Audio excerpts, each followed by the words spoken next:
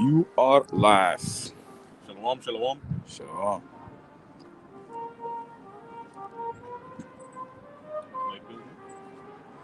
No, I'm met iemand man. Maar ik ga voor channel. Hi, Shalom, yeah.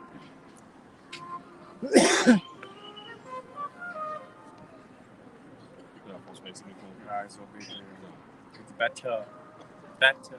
Shalom, we're the Hebrew Israelites, coming week in and week out to prophesy the downfall of this wicked kingdom. But before we start, we want to give all praises, honor, and glory unto Yahweh, Ba'ashem, Yahushai, Ba'ashem, Rakakodash. Double honors to the elders and apostles of Great Millstone for teaching us his truth and who rule well. Peace and salutations unto the Akim that is spread around the four corners of the earth, spreading this word in sincerity and in truth. Shalom to the hopeful elect. Shalom. God, shalom. Yeah, man, so we're going to start off with Habakkuk 2. You know, we're going to go into the characteristics of the man that is going to be destroyed. You know, and you yourself should already know by now who this man is, but you know, if you don't know, we're going to go into it and break it down. If you don't know, now you know. Yeah. This is Habakkuk, chapter 2 and verse 1. I will stand upon my watch and set me upon the tower, and will watch to see what he will say unto me, and what I shall answer when I am reproved. Yeah, man, and that's what we're doing right now. We're standing upon our watch. You know, like it says in Ezekiel. You go to Ezekiel 33, or the other one that you have, Ezekiel 3 also. You want both or you want one? Yeah, whichever one you choose. 32. Because we are standing upon our watch right now. You know, the Most High, he set up men. He woke up men to become watchmen over the nation of Israel. Because the nation of Israel, they're zombies right now, man. They're the walking dead, you know. But now you have certain people of us that are waking up, and nowadays you have these celebrities that are claiming to be Israelites, you know, just like Kyrie Irving, you know, the basketball player, Kanye West, which he changed his name to Ye. You know, I think it's all because of things in the contract, you know, stuff like that. Because once they own you, they own your name, they own your brand. It's the same thing with what's this comedian's name again? Dave Chappelle. You know, he already saw that this man, he was using and misusing his name, but now you sold yourself and you sold your name, so you don't have anything to stand on. So only thing you can do is change your name, you know, come with something else, because they own that show, they own that brand, The trademark. yeah.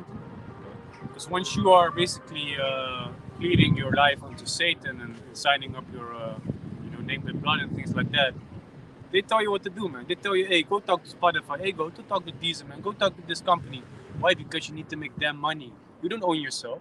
I was watching the TV at my mom's house, and then this advertisement of Thuisbezorgd, which is this Dutch deliverance company that brings food to people's home, and I saw Katy Perry on there, man, making an advertisement for Thuisbezorgd. I was like, this is pitiful, man. This is, you're supposed to be up here, but you're doing a certain work, man. That's shameful, man. You don't own your own life. Even the fastest man on the world, so-called fastest man on the world, Usain Bolt, looking like a sucker in all these commercials, Allianz commercials. Oh yeah. What does it say? No problem. Yeah, they make him look like he's not able to conversate in a real manner. Yeah. You know. That's what they do with our people. They make our people proverbs and bywords. But yeah, we're appointed thereunto. You know, the Most High, he made it. He shows us that, you know, what he said is coming to pass. We didn't listen to his law, statutes, and commandments. We broke them. Our forefathers broke them. So now we're living out the curses. You know, so these are all tokens to show you that we are those people, not these Amalekites. You know, they say that they are the chosen people. They do rule the world right now. They have everything in their hand, but it's only because the Most High let it. You know, let it be like that. You see? Precept on what you just mentioned. And this is concerning the curses in Deuteronomy chapter 28. And this is Deuteronomy chapter 28, verse 46. And they shall be upon thee for a sign and for a wonder, and upon thy seed forever. Yeah, man. So these things have been put upon us so that we would wake up, so that we would see that, okay, this is talking about us. You know, we had to get the breakdown first, and then it would be. Ja, Bashir Mashara, Barakatan. I did it on purpose. We had to say it again. Damn. I have the scripture for you that talks about the zombie, basically. Proverbs. Wait a second, let me read this first. This is Mark 8, verse, let me see, verse 36. For what shall it profit a man if he shall gain the whole world and lose his own soul? Or what shall a man give in exchange for his soul? You know, like what we are going into. These artists, you know, Kanye West and all these celebrities, they give away their soul. They give away their integrity. You know, they don't own it anymore. You see? That's why he said they sacrificed his mother. Yeah, he said it himself. By Michael Jordan, Dr. Dre, his son, Michael Jordan, his father. Yeah. So that's what they do, man. You know, sometimes it's an indirect sacrifice. You know, like this guy, Bruno Mars. As he signed to the thing, all of a sudden he heard his mama died. You know? That's an indirect sacrifice. Satan is like, oh, you do something over there, then I'm going to do something over here. Just like how you have them rituals. You know, Ezekiel did a ritual in Ezekiel 5, and after that it came to pass in the real life of people. With the Israelites, with the destruction of Israel. Ezekiel 5, he did a ceremony, ritualistic type ceremony on the right hand side. Most High told him to do it, and people died because he said take 2 parts of the hair and then throw it in the wind, and those 2 parts got scattered and got their ass killed, put in slavery, and then 1/3 was captured, but the 2/3 I think was killed. Everything, the sword would go after them. The sword, the scattering, famine, beasts. pestilence, everything. Yeah, man. Sluck, you want to say something, man? Yeah, because what these people that perform witchcraft, they work with the transfer of energy, man. If they want to perform something, they gotta give up something in order to receive that. So Satan, he requires an offering, you know, in order for you to get your money, your fame, your riches, man, of this world, which eventually benefit and profit nothing unto you, man. And we all presumed, we were thinking that, you know, Kanye, he sacrificed his mother, but now he came out and said it himself, you know, so he confirmed what everybody was already thinking, you know. But he said it himself also, he made a crappy deal, and he sold his soul to the devil, and I think even there he said something about his mother. My mother died because of me, so shit. Yeah, it is because of him. Something like sold his soul for a Happy Meal or something, right? Yeah, it came. Happy Meal. It came with, at least it came with a Happy Meal. At least it came with a Happy Meal, and that Happy Meal was the richest of this world. Messed up. Mark 8, verse 38. Whosoever therefore shall be ashamed of me and of my words in this adulterous and sinful generation, of him also shall the Son of Man be ashamed when he cometh in the glory of his Father with the holy angels. Yo, can I say something? You got some dudes over there with a hard-ass microphone prophesying, trying to be just like us, these fake-ass Christians, man. These Hamed, these African, they're not Hamites, but I just call them Hamites from time to time. Basically, these African and Surinamese, and a lot of Surinamese and Antilleans and Creoles, people like that. Yeah. Basically, slave descendants and West Africans. They're standing over there with a speaker and a mic, and they preach it. They're preaching about Caesar Borgia, man. You got a lot of people that actually want to be like us, man. They want to take to the streets because they see, like, God damn, to them, it's like Satan is never resting.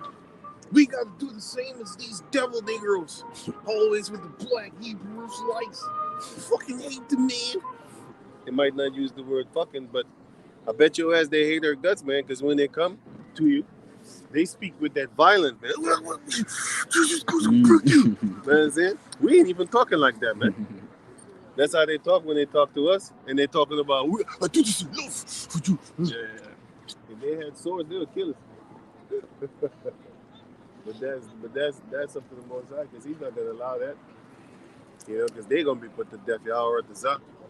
Because if you check out this the slave trade, you know what happened? It was Esau, Ishmael, Ham, Moab, Ammon, Elam, all of them had their hand in the slave trade, man. All of them. And you can find that in the book of Amos, chapter 1. It mentions them. Moab, Ammon, uh, Ishmael, Hamite, Ham, and of course Edom. You know, all of them got mentioned right there. And then Zephaniah 2 is Ammon and Moab again. But yeah, they stole our land too. You know? Yeah. You want me to read it? Yeah, if you want to. Verse 6. Let me see. Where do you want me to start? We got the same Bible, so. Damascus. Okay. This is Amos 1, verse 3. Which is where Syria is right now. Those are not Arabs, but they're Arab-like. Just like how you have East Indians in Sri Lanka. Sri Lanka, when you look at them, they just look like, Hindustani Kuli people and stuff like that. But they're of another tribe. Just like how you have Somalia and Eritrea. If you look up Somalia females on Google and you look up Eritrea females on Google, the Eritrea females, they have more like Suriname type of faces sometimes. Sometimes, not all the time. Because you can see that they are not our people, but some of them really look like us. And the Somalians, they have a different skull. Their skull is different. Different than the Eritrea. Eritrea females, they look kind of normal to me. But them Somalian females, they don't look normal to me. Not all of them. You got a big ass forehead, yeah. They look all the same as well. Yeah. They got what? They look all the same as well. They look all the same, yeah. Same because face. they have something that's called, sticking to your own. That's why they look alike. This is Amos 1, verse 3. Thus said the Most High, for 3 transgressions of Damascus, and for 4 I will not turn away the punishment thereof, because they have threshed Gilead with threshing instruments of iron. But I will send a fire into the house of Hazael, which shall devour the palaces of Ben-Hadad.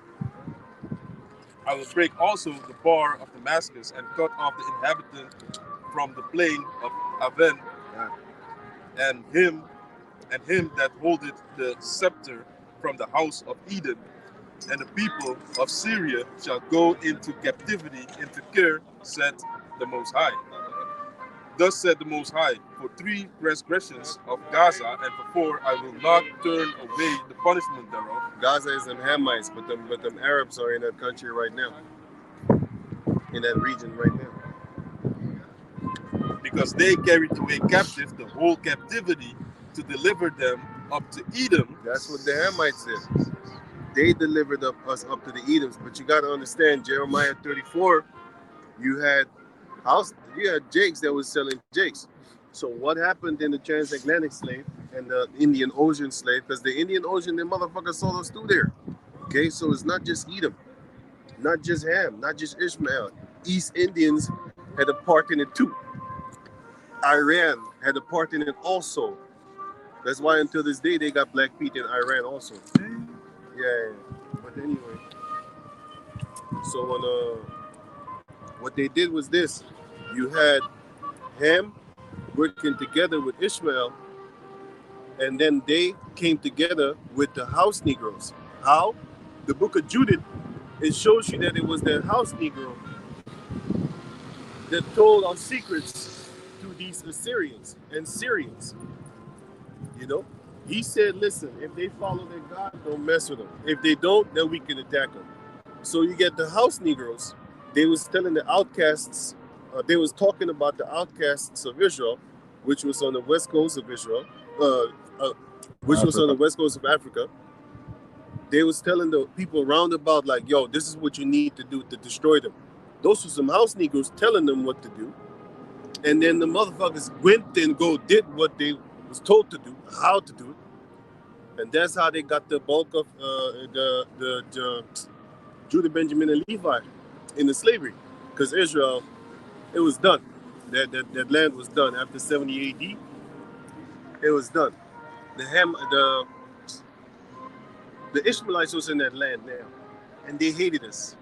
They hated us so much so as that as soon as they got the information, they went to go make some trades with Esau, So it was like this: the Hamites made trades with the Ishmaelites, and the Ishmaelites made trades with Amalek, because them Hamites, they wanted that thing from them Islam people, and them Islam, they wanted that money, which is that thing, the money. They wanted that from Amalek, and the boats was all Amalek.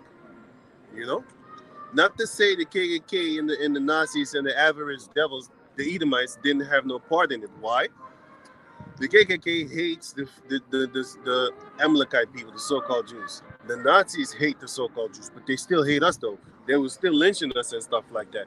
You know what I'm saying? Because they were saying no niggers allowed, no Jews, no Italians, no Irish and stuff like that. So don't think because now you have average Edomites talking about it wasn't me, it was the Jews. They did it. No, you did it too, devil. You gotta understand that. We ain't forgetting you. You know what I'm saying?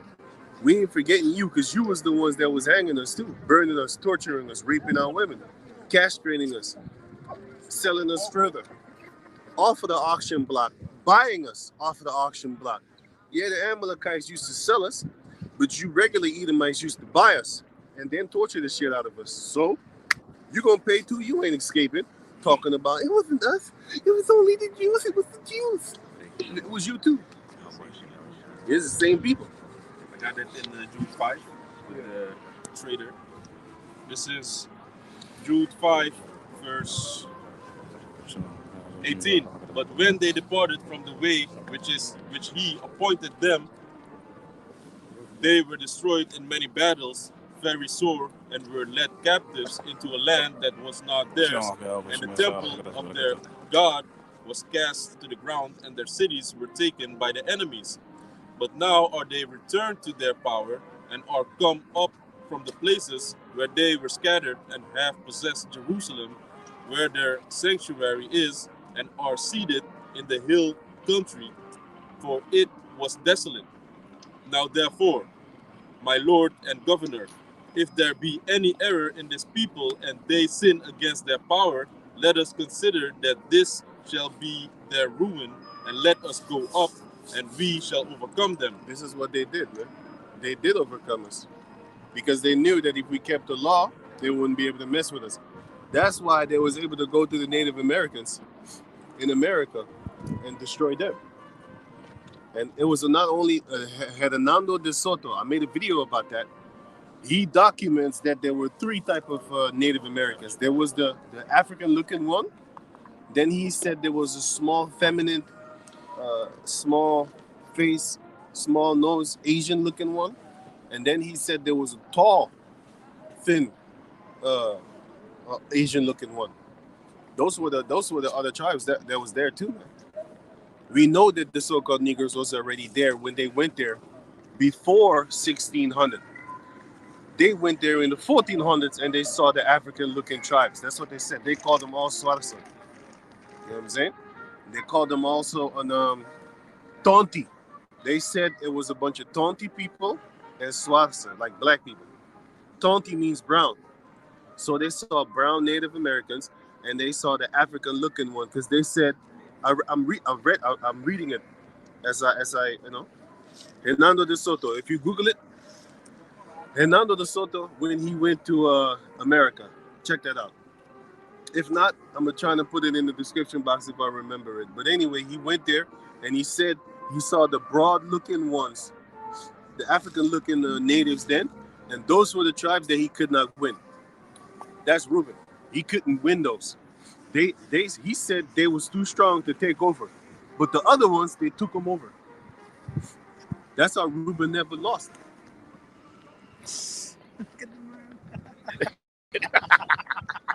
Reuben never lost, you know. But that was the strength of Jacob. That was the beginning and the standard of Jacob, basically, and they didn't win, you know. So they just left it. But yeah, I read that book, man. You know what I'm saying? Not read that whole book. I mean, I made a video while I'm reading the book. That's what I mean. I didn't read the whole book. I only grabbed what it was necessary because the making of too many books is gonna make you tired, man. You know how many books I have come across? I just made a video about the Jewish almanac. The Jewish almanac that has the word Negro 4 times in it or 3 times. I just grabbed those pages and I made a video about it. I'm not gonna read the whole book, but I did see a lot of interesting in the book because I have the whole book, by the way, PDF type, and I was flipping the pages, and it shows you the transatlantic slave trade. It shows you that. It shows you also where Amalek comes from. they show you that those people are Khazars, man, and which goes back to Amalek in the Jewish Almanac, and it's their book. They're telling you what they're. I mean, it's funny. They're telling you. So yeah. If you don't want the so-called black person to find out, put it in the book. That's also what I think. Who is it? I think it was Kyrie Iverson said that. Ivory. Kyrie Irving. Irving. I always call him Iverson. I don't know why. Iverson was the other I one. know. Basketball guy. The small guy also. And lost all his money too. Yeah. Right? yeah. These gigs is that horrible. You got that guy from PM Dawn. Yeah. You remember him? Yeah. It's from that song on damn, how did that song go again? It's a beautiful song. PM Dawn. It's PM Dawn. Back. But Back to, no, not back to life. Shit. That ain't a song. Oh my God. With the chick singing, right? PM That Dawn. song is called Memory Bliss, but then it goes the same as Spandet Balu or something like that. PMD Memory Bliss is Memory Bliss. Memory Bliss. Yeah. Anyway, so yeah, because they do a lot of Jake's heavy wrong, man. You know, they make them die, they make them suffer real poor, take all their rights to their music and stuff like that. You know, that's what you get when you got it? Yeah, Just play that song. Set the drift on Memory Bliss. Set the drift on Memory Bliss. Yeah, But play that song for the No, don't play the No, song. don't worry. It's not gonna do Copyright. No. Play It's it 3 not gonna do seconds. 3 Play seconds. it like 3 seconds, but in the middle. In the middle, partner.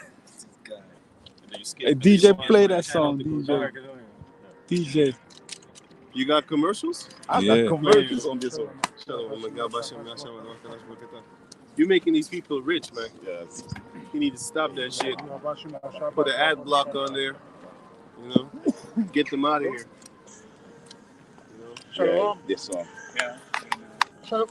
Oh yeah. Je moet het bij die camera houden. Yeah, just put the. No, don't do this. Put music, put pause it. Yeah. And then put the title. Put bright light. And the title. Just put the. Oh shit. Put the title. Shut up. Bright light. You got it? Put the title. You need to watch this guy. How they took everything. How they took everything from him. And he's like the guy that actually came up with the rapping and no. He came up with a whole new style to hip hop and stuff like that. But anyway, back to the Hamites and the Edomites and the Syrians and stuff like that. This is Amos. Yeah, let me hit it with this done. Amos 1, verse 7. Let me start at 6 again. Thus said the Most High, for 3 transgressions of Gaza, and for 4, I will not turn away the punishment thereof, because they carried away captive the whole captivity to deliver them up to Edom.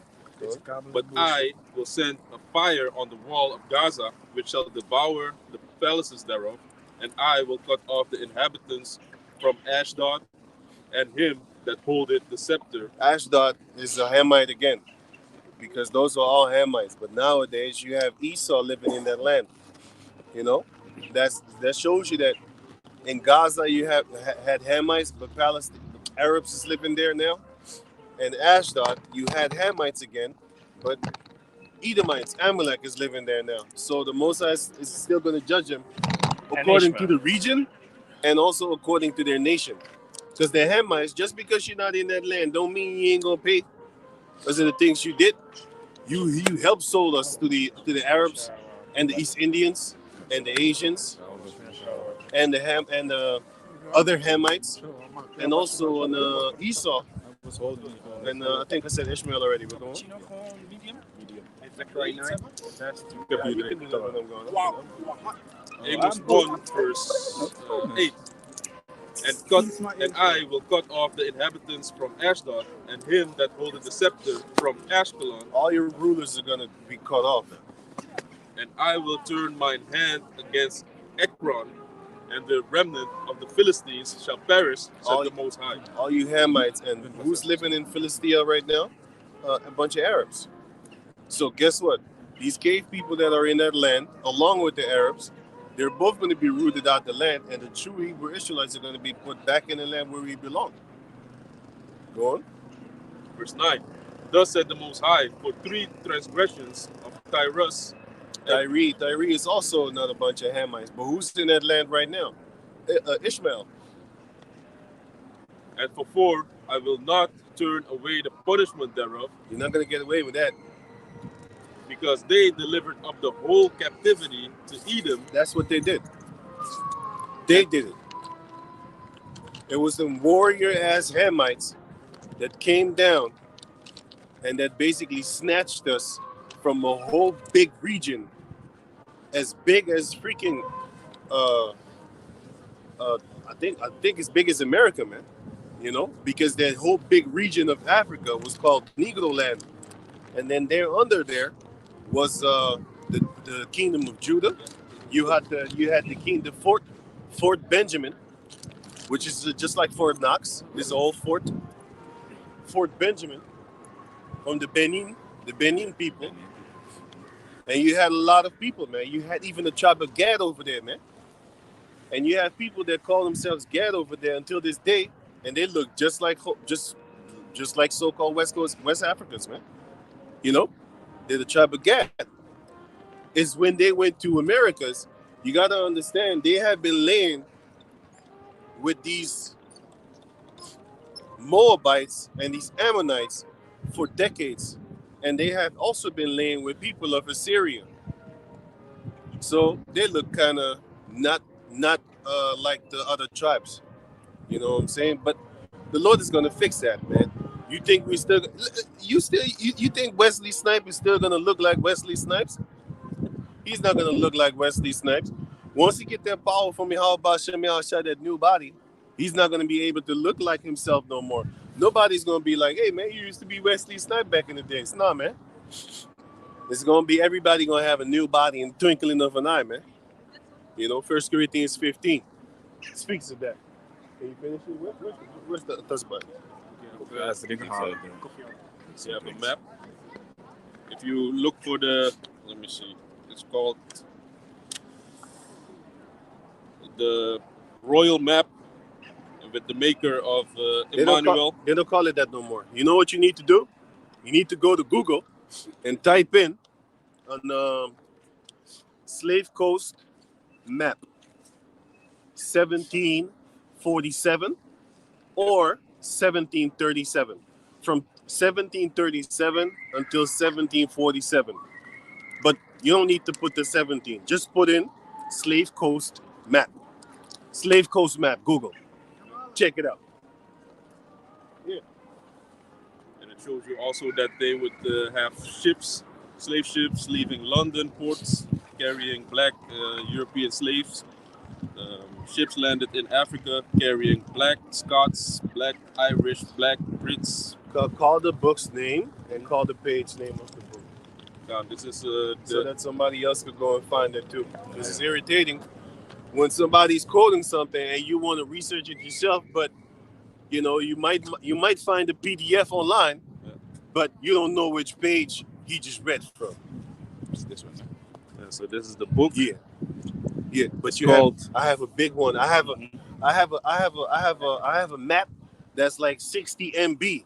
If you don't know how big 60 MB is, that's Mario Bros 3. That game, that's like 50 times over. You know, that's how big the map is. You know, that map is bigger than the whole Super Mario 3 game from Nintendo. It's bigger than the Super Mario 4 from Super Nintendo too, if I'm correct. I'm not sure about that. But on 60 MB, it's nothing. But it's bigger than Super Nintendo. It's bigger than the Nintendo game. I tell you that. It's like maybe 40 or 50 times bigger than that Nintendo game Mario 3 with the raccoon tail. That Mario with the yellow Wasn't cartridge. it? Yeah. For the people that don't know what a Nintendo game is, well, let's just say it's 60 MB, which is an M from Michael and B from Bernard or something like that. That's what this Bart Simpson. Yeah, B from Bart. Yeah. This What's is the name of the page? The book is The Negro Question, Part 4. The Missing Link. It's from Lee Cummings. And the page is page 52. Page 52. Right. That's what he just read. Yep. And like I said, if you type in Slave Coast map, then you're going to get it. And I got a big map, you know what I'm saying? And all the names are on it. Fort Judah. They spell it Judah as in J, like, Jason. And then U from Utah. And then D from, Demon, whatever. And then Judah. A from Adolf. Heil. Sichal. Fucking with you. You know what I'm saying? That's the map. Yeah. Right. Yeah, man. Hey. So, All this truth is coming out, man. Esau can't really stop us. No, he could never stop us. But I mean, like, Esau. Let me say it better. Esau can't really hide this truth no more. You know what I'm saying? Because you're gonna have random Jake popping up, starting making memes and stuff like that, man. I saw a meme the other day that said, women don't. Something with men. Men have the children. They have boys and girls. Women don't, and stuff like that. I started laughing, man. I was like, "That's Jake. You got to understand, Jake is a mama's boy, always glorifying his mother and stuff like that, right?" Mm-hmm. Now we're going back to glorifying the fathers, which is what we are. We all forefathers came back up in this world, born again. But can you finish the Amos? It's Amos 1, verse 9. Thus said the Most High, for 3 transgressions of Tyrus, and for 4, I will not turn away the punishment thereof, because they delivered up the whole captivity to Edom, and remembered not the brotherly covenant. But I will send a fire on the wall of Tyrus, which shall devour the palaces thereof. Thus said the Most High, for 3 transgressions of Edom, and for 4, I will not turn away the punishment thereof, because he did pursue his brother with the sword, and did cast off all pity, and his anger did tear perpetually, and he kept his wrath forever. Yeah, man, that's you Edomites, man. That's you regular ass Edomites, and that's you elite, the ones that are in the palaces. Those are the Amalekites, man, living in the palaces, man. Because if you see that land of Amalek right now, because it is the land of the stolen land, I mean, But if you see that land, it's a desert, man. I wouldn't want to even go there on vacation. I even look up like an Israeli landscape. That's one of the ugliest things I've ever seen in my life, like for real. It's dust, just brown sand. You know what I'm saying? Meanwhile, over here, Europe, I don't even like these motherfuckers too much, but I seen some land, so I started coveting it. I was like, I want that, man. And it's not covered as in wickedness. We gonna take that. Like P. Diddy back in the days. Take that. We gonna take that, man. I seen lands over here. Just type in Romanian landscape, Hungarian landscape. Make sure to pick the summer. You know what I'm saying? The winter is pretty too, but still, the summer and the spring, those are the ones that I'm like, yeah. There's so many countries in Europe that, hey man, you're gonna have plenty of land to choose from and plenty of wilderness to actually do stuff in. It's gonna be filled with animals, man. All the animals are gonna roam without the borders. There's wolves again here in Holland, and what they're trying to do, they're killing them again. They demonic like that. Are you done with that?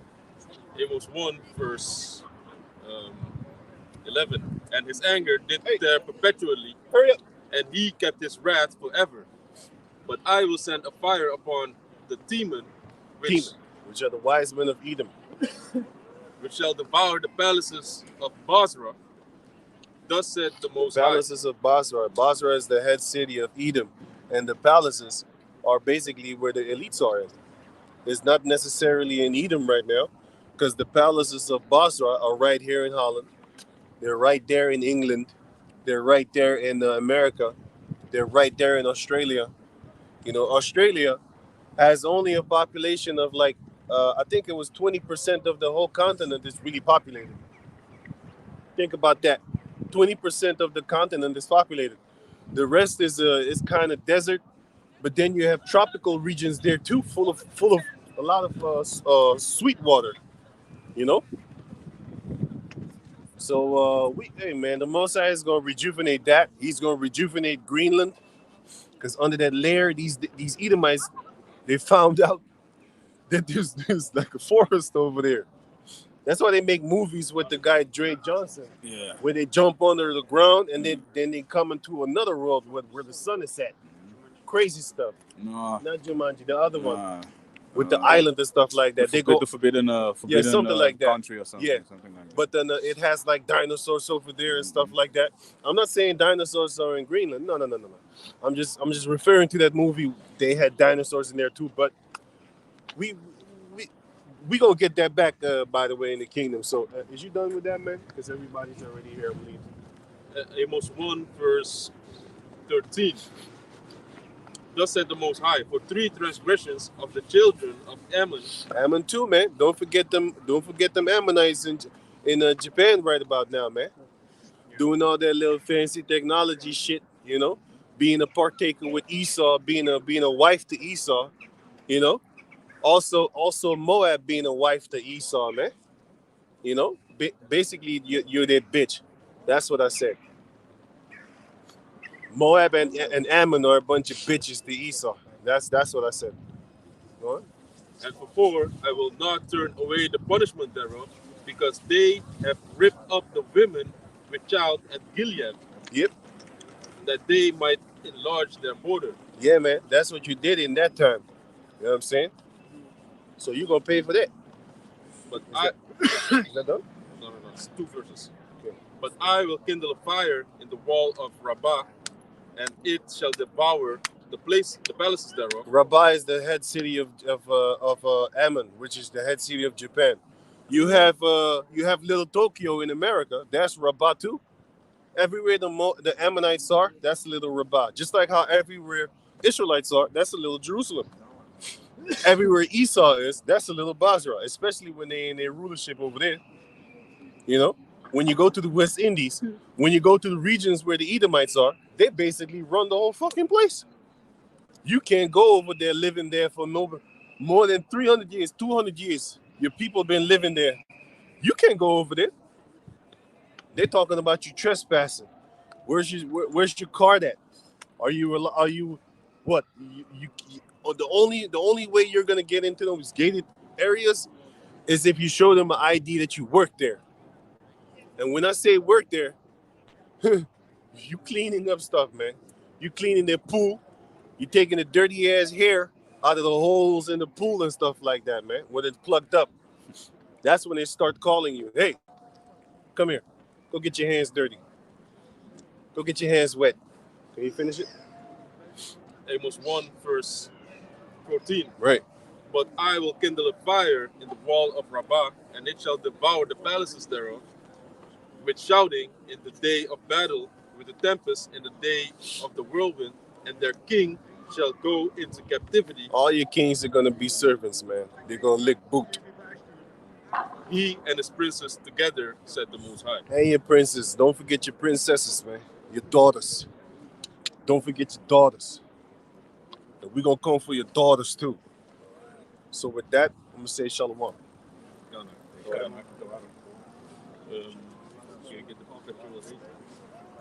This is Ezekiel chapter 35, verse 5.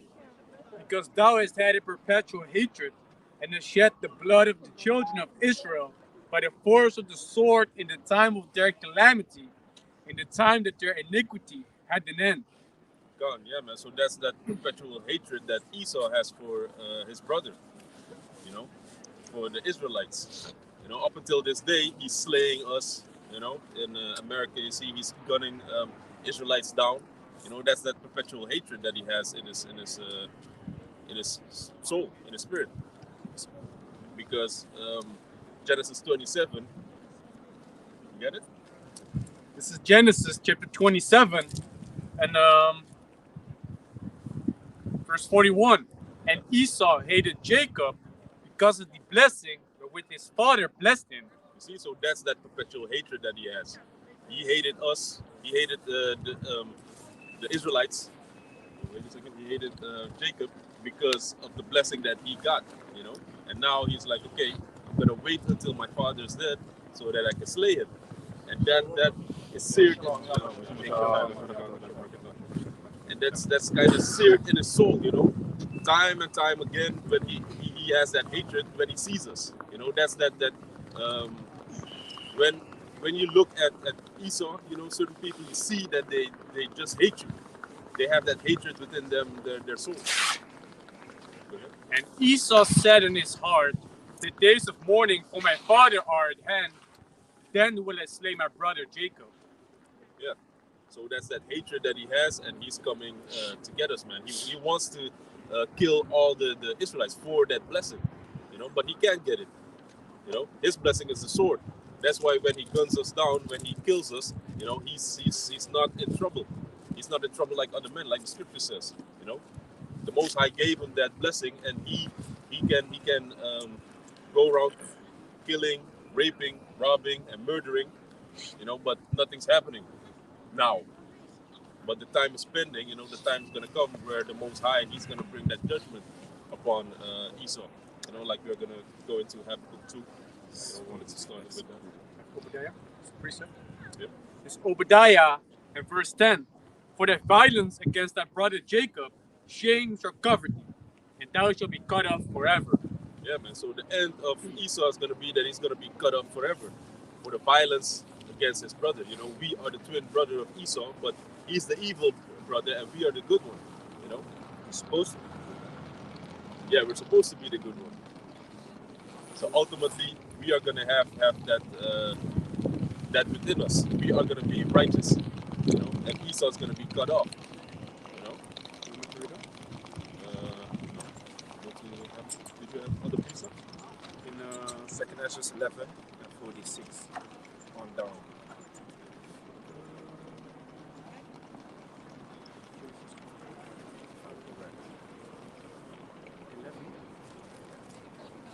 Last part. 46. I think 46. 2nd Ezra 11 and 46. No, wait. 2nd Ezra 11 and 38. Start at 38. This talking about Esau.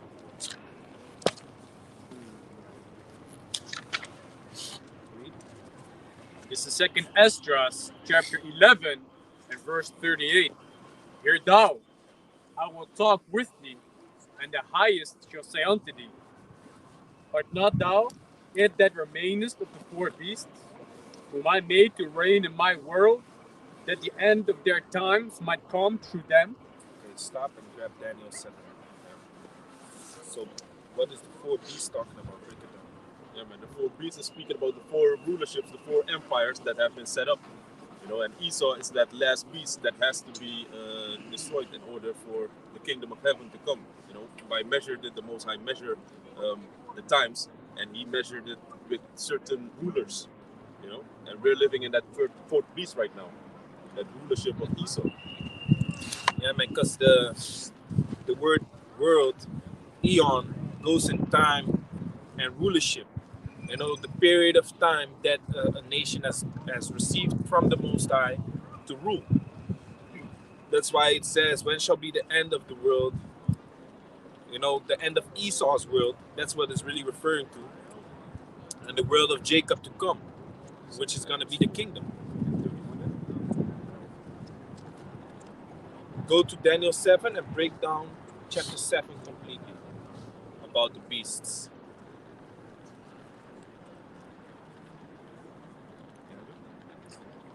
No, you don't have to grab it. You have to break it down. Yeah. No, but he's gonna read it. Oh, yeah. because I saw you flipping the pages. Of course, I gotta go to my notes. Oh, the notes. This is Daniel, chapter 7, and verse 1. In the first year of Belshazzar, the king of Babylon, Daniel had a dream and visions of his head upon his bed. Then he wrote the dream and told the sum of the matter. Daniel, So the king, he had a dream and he wrote it down and he wants to get the understanding of what he dreamt. Go ahead. Daniel spake and said, I saw in my vision by night, and behold, the four winds of the heaven strove upon the great sea. And the four great beasts came up from the sea, diverse one from another. The first was like a lion, and had eagle's wings. I beheld till the wings thereof were plucked, and it was lifted up from the earth, and made stand upon the feet as a man, and man's heart was given to it. Yeah, so this first beast, which is the lion, that's the Assyrian empire that rose up, you know, and the eagle wings that were plucked up, though that was because of the Persian empire that is going to come. They are going to take Babylonian. so like the Babylonian empire that plucked the wings off from this empire. Verse 5. And behold, another beast, a second, like to a bear, and it raised up itself on one side, and it had 3 ribs in the mouth of it between the teeth of it. And they say thus unto it, Arise, devour much flesh. Yeah, so this second beast, which is the bear, that's the Persian empire, and it was taken down. The 3 ribs that you see, that's the taking down of Assyria. You know. It's, the 3 ribs is referring to Lydia, Egypt, and Babylon. What the hell? Did you say it? Then speak it, say it in the camera. Don't tell it, say it in the camera. What are the 3 ribs? Oh, the 3 ribs are referring to Lydia, Egypt, and Babylon, because those were the basically the nations that the Medo-Persian Empire, took down during their conquest and their reign. So what is it? The 3 ribs: Lydia, Egypt, and Babylon. And like the brother was going into the lion in the beginning, and then the Medo-Persian Empire was fighting Lydia, Egypt, and Babylon. So these were the 3 nations that were in the beginning at war with each other. And of course, then you had the influence of the Hamitic nations that we took down when we entered into the land of Israel. Because if you grab Exodus chapter 1, you see that Egypt is referring to its enemies that are round about. Now you had the kingdom of Cush, before it was referred to as the Babylonian kingdom, which was below Egypt, the Cushite empire. And when they went on their conquest for control, the main area that was desired to have world domination was the Mesopotamian region, man. The Fertile Crescent. That's what people was at war for. That's the inheritance of Shem. So Ham wants the inheritance of Shem. Okay, Japheth wants the inheritance of Shem because Japheth was in Europe. Why the fuck he come to the Middle East for? Because that is the most fertile spot upon the planet Earth. Okay, so Egypt, read that. Egypt was referring to its enemies. Read. This is Exodus. You had it? This is Exodus chapter 1, verse 1. Now these are the names. No, not 1 verse. Verse 10. Verse 10. Come on, let us deal wisely with them. Let's Go to 9. 8. This is Exodus chapter 1, verse 8. Now there arose up a new king over Egypt, which knew not Joseph. Yeah, because Joseph was set up by a pharaoh, and the children of Israel were being taken care of because the pharaoh was had a good connection with Joseph.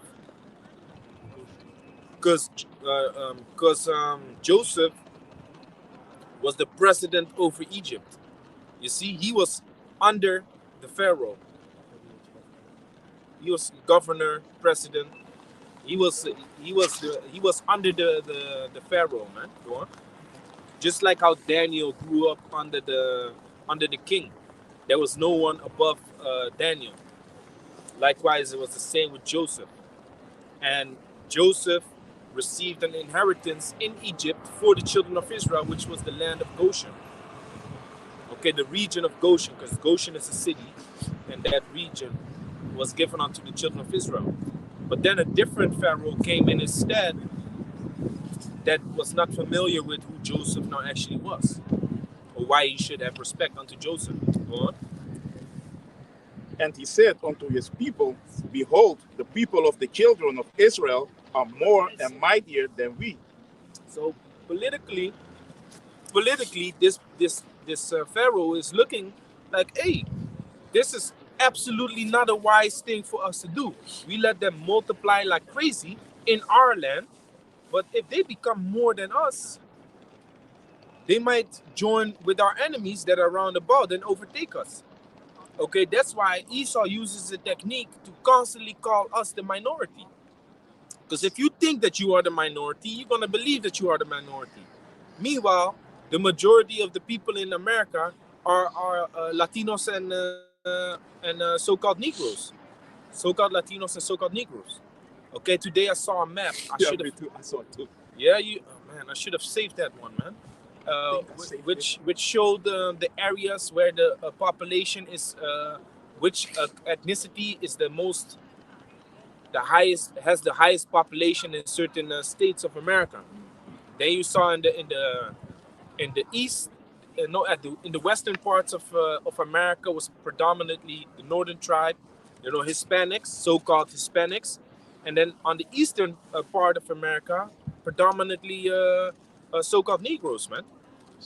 And then there was only one small part in the middle that was so-called Caucasian, and then the northern part was indigenous. So that means Native Americans. So we are the majority in America, man. You see, we are the majority, but Esau wants to make it look like we are not, so that he is not being taken down. You're not easily gonna take him down if you don't consider that you are in the majority. You see? So Egypt said, like, hey, they multiplying like crazy before they take us down together with our enemies.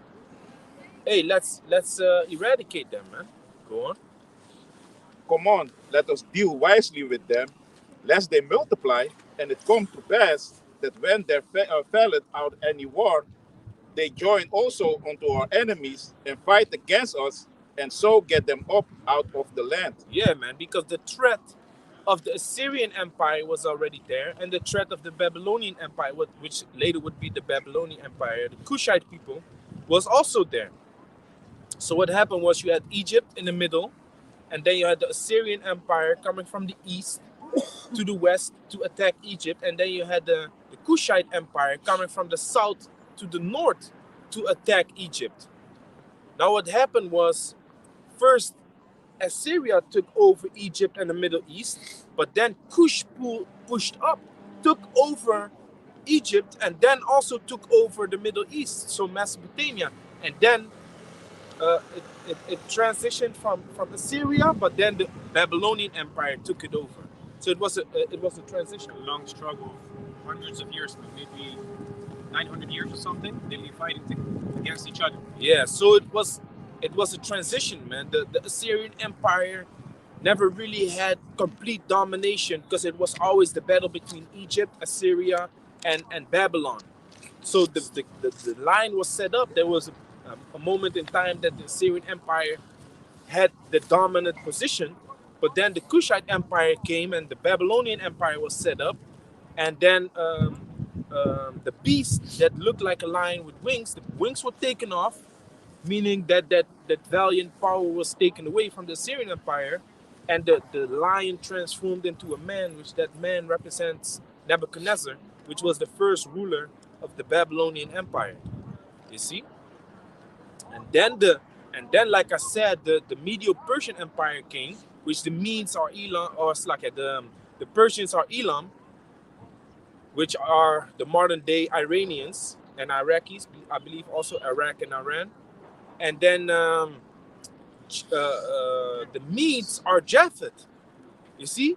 So why the fuck does Elam come from the east? And why the hell does Japhet come from the north, Europe, to take a certain area in domination, which is Mesopotamia? Because that's where life started, man. That's where life started. East side of the Garden of Eden is Mesopotamia. You see? That's where also Abraham came from. Ur of the Chaldees. You see?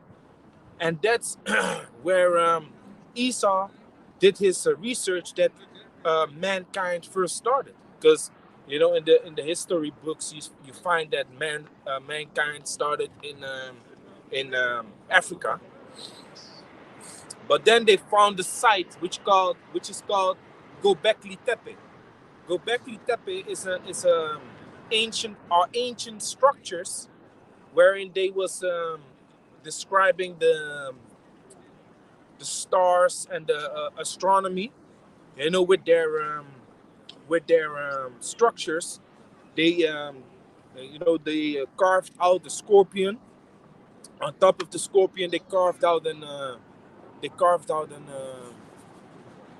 how you call this? Vulture. Vulture. Yeah. They carved out the vulture above the scorpion. They carved out the vulture, and then they carved out like some sort of flamingo. And then of course Esau was looking at it like, hey, this looks familiar.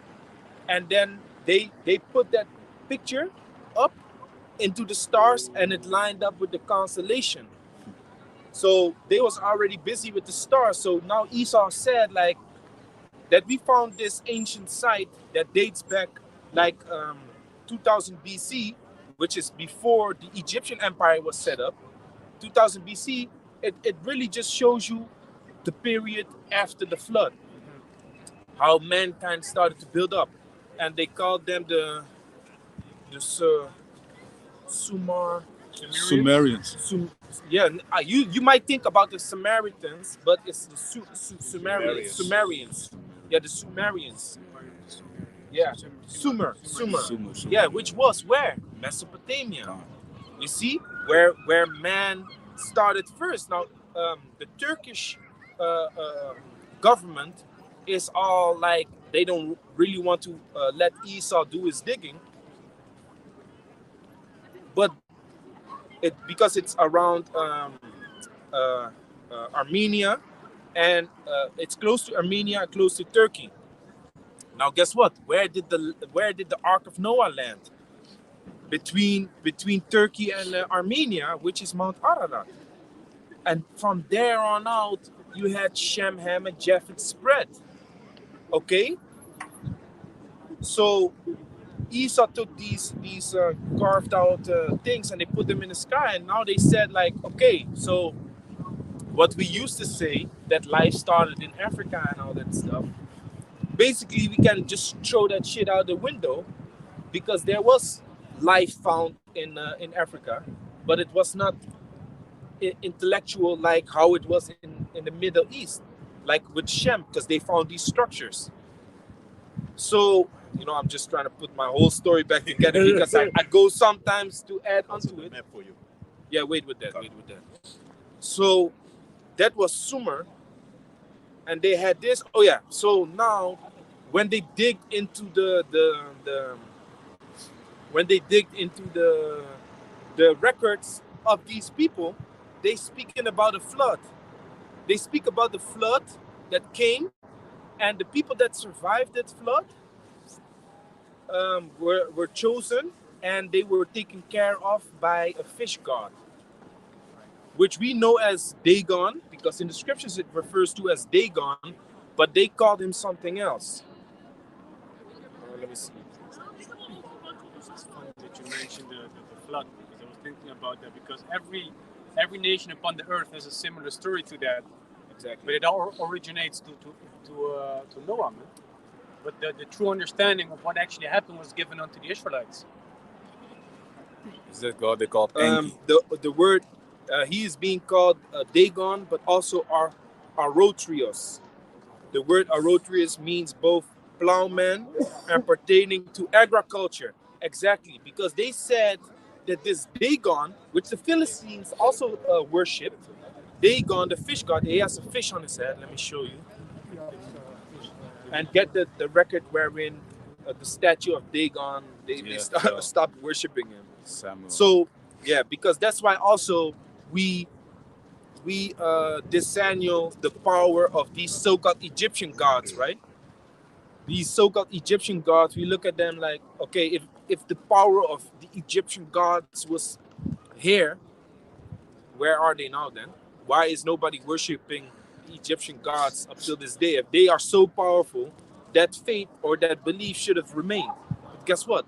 Nobody is worshiping Amun Ra. Nobody is worshiping Tut. Nobody is worshiping Horus. Those entities. Basically, they are entities, man. Okay, so this Dagon, look, this is Dagon.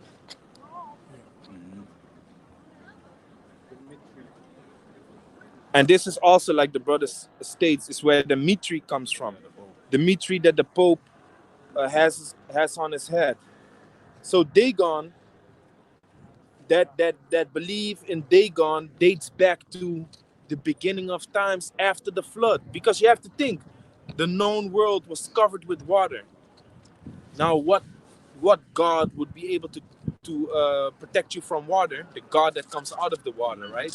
So that's what the people have set up, and they say that Dagon started to teach the people agriculture, how to set up crops and how to farm the land.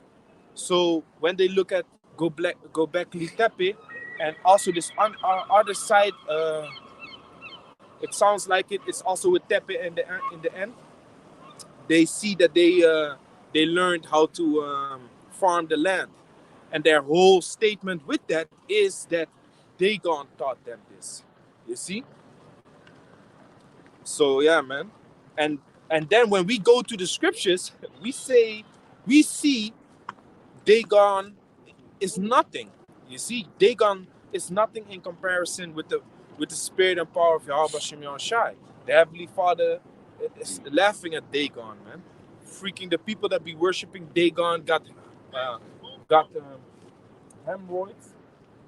They got hemorrhoids, okay, and all kinds of shit, man. They got hemorrhoids and all kinds of shit, man. And the Most High marked the statue of Dagon. Read that. This is 1 Samuel chapter 5, starting at verse 1. And the Philistines took the ark of the Most High and brought it from Ebenezer unto Ashdod. When the Philistines took the ark of the Most High, they brought it into the house of Dagon and set it by Dagon. And when they of Ashdod arose early on the morrow, behold, Dagon was fallen upon his face to the earth. Yeah. So the Ark of the Covenant was in possession of the Philistines. Okay? And they put the Ark of the Covenant in the temple of Dagon. Okay? Now, because the spirit, the heaviness of the Ark of the Covenant evolves around the Ark of the Covenant, that idol that was set up and of which was a graven image built, it fell down, man. Read on. And if you think that I'm over exaggerating about the power that evolved around the Ark of the Covenant, you have to think that only Levites was allowed to touch it. If you was of another tribe, you die on the spot, man. You die on the spot. Nobody touched this. Go on. Only the ones that are separated, which the Levites are separated. That's why the name of Laya means joined unto me. The Most High pulled Levi to himself, and the rest, okay, you go do your thing. Be carpenter, be a farmer, but these people, they will do my work. So don't even touch the Ark of the Covenant, right? Yeah. And we had to give them also the best meats, the best parts of the land, everything, man. They had to be taken care of, man. Because that's really what it is. You have to take care of the priests.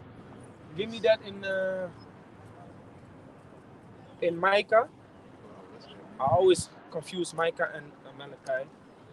I think it's in Micah where it says Micah here or in chapter 2 about ye have robbed the priests.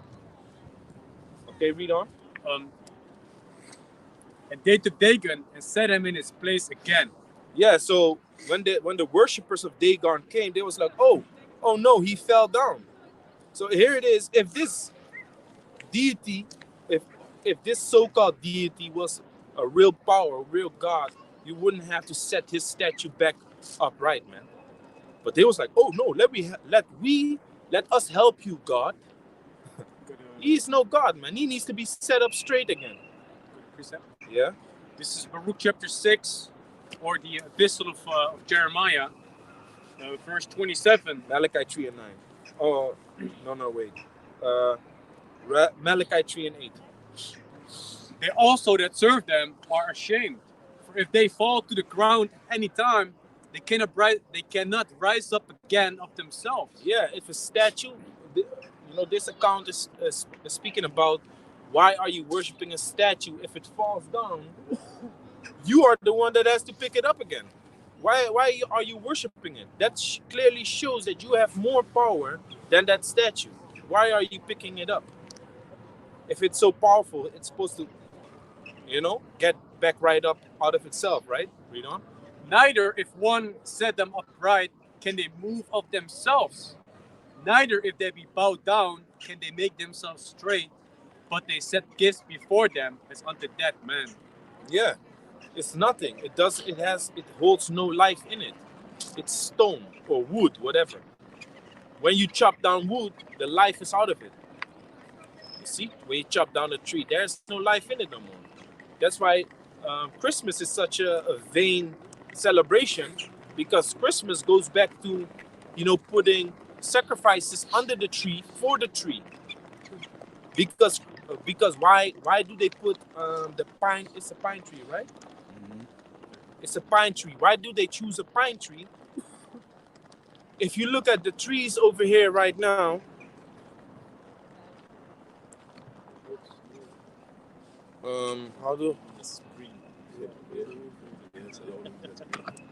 if you look at the trees right now, you see they are brown.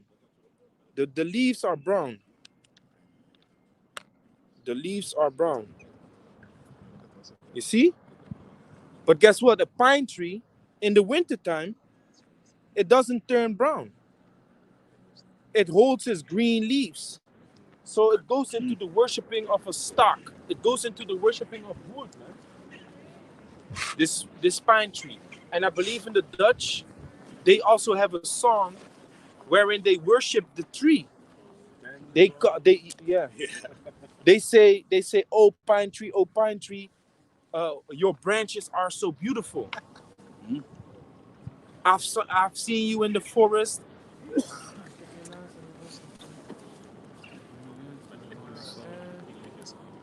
Yeah. So they sing, oh pine tree, your branches are so beautiful. I've seen you in the forest, and then there was no lights covering you. Yeah, oh pine tree, you are so beautiful. Something to that effect. Okay, so that's why the vanity of this Christmas is there, because they chop down the tree, the life is out of the tree, and they put it in the house and they cover it, they deck it, as if to worship it. That's why in India, what do they do with the cows that they find holy? They deck the cows with all kind of gold and silver and costly raiment, because they worship the cow. You see? So the same thing goes for the pine tree. They chop it down, they put it in the house, they put sacrifices under it, presents. And then, back in the days, they bowed down to it. Now they lay presents under the tree, which makes no sense. Why do we put the presents under the tree? If it's not for the tree, if it's for the children, why does it have to be under the tree? Because it dates back to the time that sacrifices were laid under the tree. Just like how you put sacrifices under the altar. You lay sacrifices by the altar, which an altar is to worship a deity. You see? The same way they laid sacrifices under the pine tree, Christmas tree, whatever. This day and age, they repackage, the worship of all these deities in a fun and attractive manner. Meanwhile, these people ignorantly worship, these idols, man. As the brother goes into with this tree, man, which dates back, you know, decades, with the thousands of years, man. the town of Egypt also. Yeah. As you see in stones they carved it. The gods were also in those trees. That's why when you have the people in Suriname, when they go and do their things, it's always with trees. They also put gifts and bracelets and stuff. I saw that. Yeah, I Put saw spears that. on those things. Yeah, man. Yeah, and also, when they worship an entity there, they also put all these tokens on the trees. Yeah. They grab Jeremiah chapter 2. Tokens as in, Yeah, all kinds of things, man, which resemble themselves. There is this movie on Netflix. They worship this entity, and that entity keeps them young. But then they get... Mexico. Huh? The movie was about in Mexico. No, it was not in Mexico. It was a strange, fucking fake movie, Yeah. man. Oh. But they worship an entity that lives in like this. Cave? No, it's not a cave. It's like a swamp, Oh. like Yeah, in the a wood. swamp Oh. and the wood covers Yeah. it. Witch. Yeah, witch. No. Something like that. But Blair Witch is a good example also because Yeah, that is this bullshit. entity also. And when you come there, everything is clean. The whole forest is clean. You ever seen Blair Witch? Blair Witch Project. The forest is clean the fuck out because the entity lives there. And what do you see when you come there? You see little tokens in the trees, hanging in the trees. You see? So that's where it all goes back to, man. It goes back to some crazy. You don't know what you're dealing with, man. So that's why the people, they are ignorant of what they are actually doing. They call Christmas an innocent child party and all this shit. But you must be out of your goddamn mind if you into that shit, man. Yo, hey, to my family members, if you invite me to a feast, where I can eat and I can fill up my belly, if I'm into it, I come, and I come and join your feast and eat your food, but not in worship to your whatever you think you worshiping, man, or not worshiping. You think you're not worshiping it, but low key you're doing it because you follow the customs of those worship of that worship. But I can just easily eat your food, just like when I go here to the Turk, or when I go to Ishmael. He sacrifices his before he slaughters the meat. He does his sacrifice unto it. He does his prayers. But I know his God doesn't exist, so I can just easily eat this food. I know it's nothing. But the scripture explains that you got to watch out with that, because younger brothers might think like, oh, he goes and eat there where they sacrifice there, or where they do ritual slaughtering unto their God, so their God must be real. No, you gotta watch out with that. You gotta show these brothers that, hey, you don't worship that and it doesn't exist. So for conscience of the brothers. But before you go there, before you I have perception like I have perception of what you say, man. And what you say that not the way what other people do it. yeah. So Jeremiah chapter 10, verse hear ye the word which the Lord Yahweh Hashem Yahushai speak unto you, all house of Israel. Thus said the Lord Yahweh Hashem Yahushai, learn not the way of the heathen, and be not dismayed at the signs of heaven, for the heathen are dismayed at them. Yeah, man. Be not dismayed at the signs of heaven, because the heathen are dismayed at it. So whatever comes out of the heavens, or whatever happens in the heavens, even that, you shouldn't be dismayed at it. You shouldn't be shocked and at all because of it, because it's just signs that the Most High shows that the kingdom is about to fall, or that signs that the high holy day is about to come, or the Most High has set up the bigger light and the lesser light in the sky for signs and seasons. But the heathen look at it and they start to worship it. That's why in Iran, you have an ancient custom which is called Zoroastrianism. Zoroastrianism, you can look it up, but I'm gonna explain a little bit. It goes into the worship of the sun.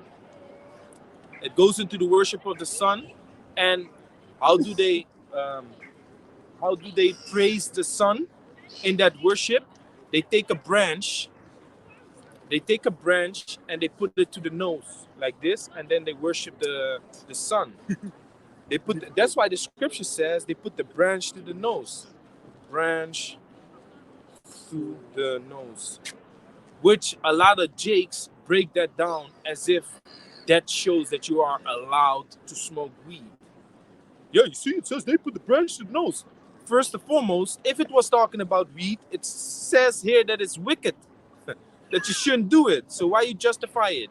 Yeah, back in the days they was doing it. It is explaining that it's not good to do it, but it's not talking about smoking weed.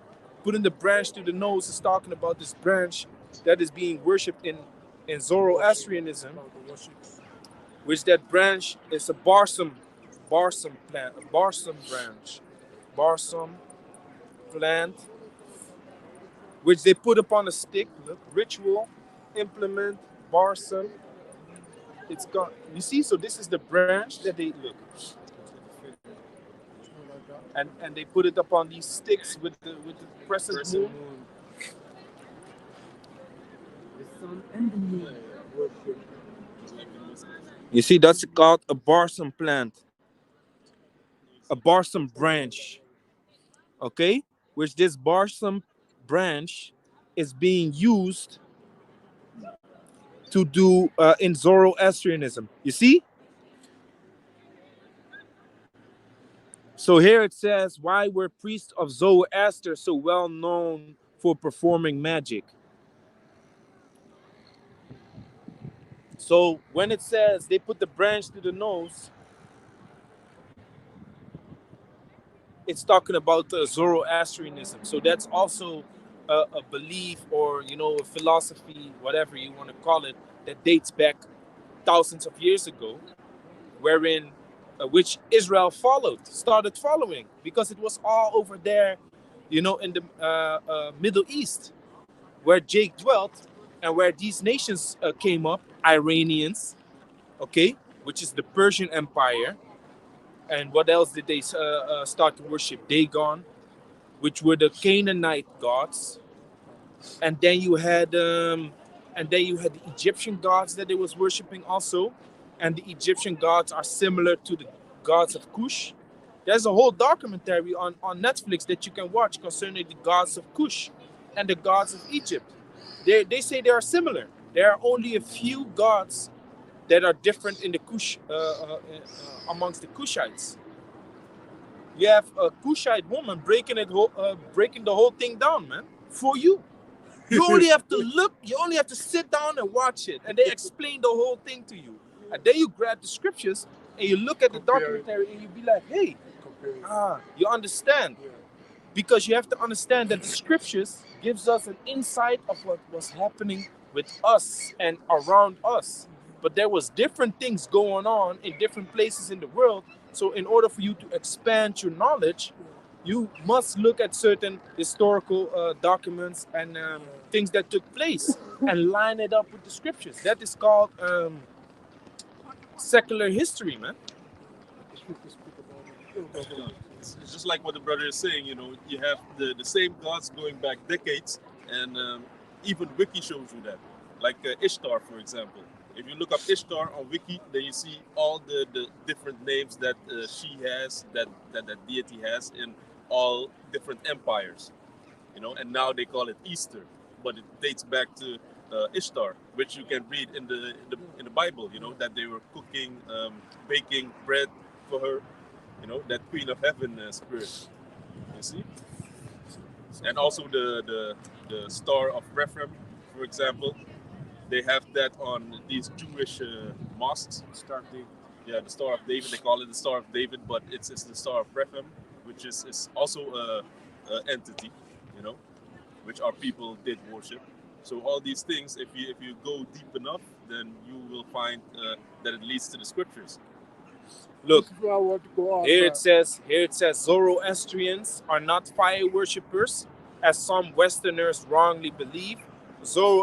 Zoroastrians believe that the elements are pure and that fire represents God's light or wisdom. So they still look at an element. They still look at, of course, it's being broken down like that. They look at fire as this is God, but everything is of God. Everything is of the Most High. You see, but they look at the fire and they call that holy. They don't necessarily say that the fire is God, but they call that holy.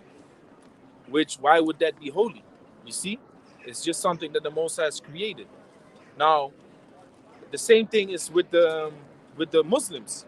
They bow down to the stone because they say the stone is holy, because it came from space. That's why Jeremiah chapter 10 says, "Learn not the ways of the heathen and be not dismayed at the signs of heaven." So what happened is they say this meteorite came from heaven, and they started worshiping it. They built a whole temple around it. You see, that is being dismayed at things that come from heaven, and that's why in Leviticus, it says that you shall not bow down to things that come from the heavens or the things that are upon the earth. And the water also. Yeah, or in the water. Can I say something concerning what they worship in, the Middle East? When you have the Kaaba, at one of the corners, that's where that stone is being placed. But if you look at it, it looks like a vagina. It looks like basically like the vulva, yeah, man. Yeah, I remember that. So what does that go back to? It's silver with the black stone in there. Yeah. What's that? So let me read Ezekiel chapter 8, wherein it shows you that Jake was busy with Zoroastrianism. Zoroastrianism, man. So it says, Ezekiel chapter 8, verse 16, "And he brought me into the inner court of the Lord's house, and behold, at the door of the temple of the Most High, Yahweh, between the porch and the altar, were about 25 men, with their backs toward the temple of the Lord, Yahweh, and their faces towards the east. And they worshiped the sun towards the east." Which, like I said, Zoroastrianism goes into the worshiping of the sun because sun is fire. You see? So they point towards the sun, and then they grab the branch, which is the barsum plant or the barsum branch, which has everything to do with Zoroastrianism, and then they aim towards the sun. So here it says, verse 17, "Then he said unto me, Hast thou seen this, O son of man? Is it a light thing to the house of Judah that they commit the abominations which they commit here? For they have filled the land with violence and have returned to provoke me to anger, and lo, they put the branch to their nose. Therefore will I also deal in fury, mine eye shall not spare, neither will I have pity, and though they cry in mine ears with a loud voice, yet will I not hear them." So when we go into the Hebrew of the word branch, it says Zamawara, which sounds a little bit similar to Zoroaster, So it says Zamawara, it says vine, branch, slip, a twig. Then it says branch or a twig used in idolatrous worship of a strange god. Figurative of idolatrous cults adopted by Israel. You see that? It says here, vine branch in the Slakia. I have to explain, of course, what I'm clicking on, because I advise everyone that learns from GMS to use the Blue Letter Bible and to, expand your edification. You go to the Hebrew Chaldee lexicon. You tap, and there you see basically the explanation, which is the research that you have to do in order to understand what it is talking about sometimes, man. So it says here, Zamarara, vine, branch, or twig. It says generally a branch or shoot And lo, they put the branch to their nose, referring to the Persian custom of worshipping the rising sun, holding in their left hand a bundle of twigs of the plant called barson. There you have it. They, you know, it's a part of the research that you find here, and from there on, you can dig deeper. I did a whole lesson about this, man. I think 45-minute lesson where I go into it. And the funny thing is, when you do mad research, go deep into it, 2 views. you get a few views. But when you make a 10 minutes video, 200 views. But it is what it is, man. You know, it's a part of this truth and understanding where Israel came from, man. All of these things was going on, you know, when Noah landed with the ark with his sons, and you know, the people started to multiply again. The people also started to you know, create gods for themselves. You see, and Jacob wasn't yet there. Jacob wasn't yet there, man, until Abraham came, and then Abraham was called the friend of the Most High. Started to walk with the Most High again, because the father of Abraham, he was worshiping idols too. Terah. He was worshiping idols too, because why? He was amongst those people which are called the Chaldeans, man, and the Sumars and these Canaanites, man. He was among them, because Canaan was in the Middle East. Meanwhile, it is the inheritance of Shem. That's why the Most High said, "Hey, I promised Abraham, this is the lot of your inheritance." Give me that, Psalms 105. Yep. It's crazy. Shalom, Makiam. This is Psalms 105, verse 8. He had remembered his covenant forever, the word which he commanded to 1,000 generations, which covenant he made with Abraham, and his oath unto Isaac, and confirmed the same unto Jacob for a law, and to Israel for an everlasting covenant, saying, unto thee will I give the land of Canaan, the lot of your inheritance. See that? So the land of Canaan is the lot of our inheritance.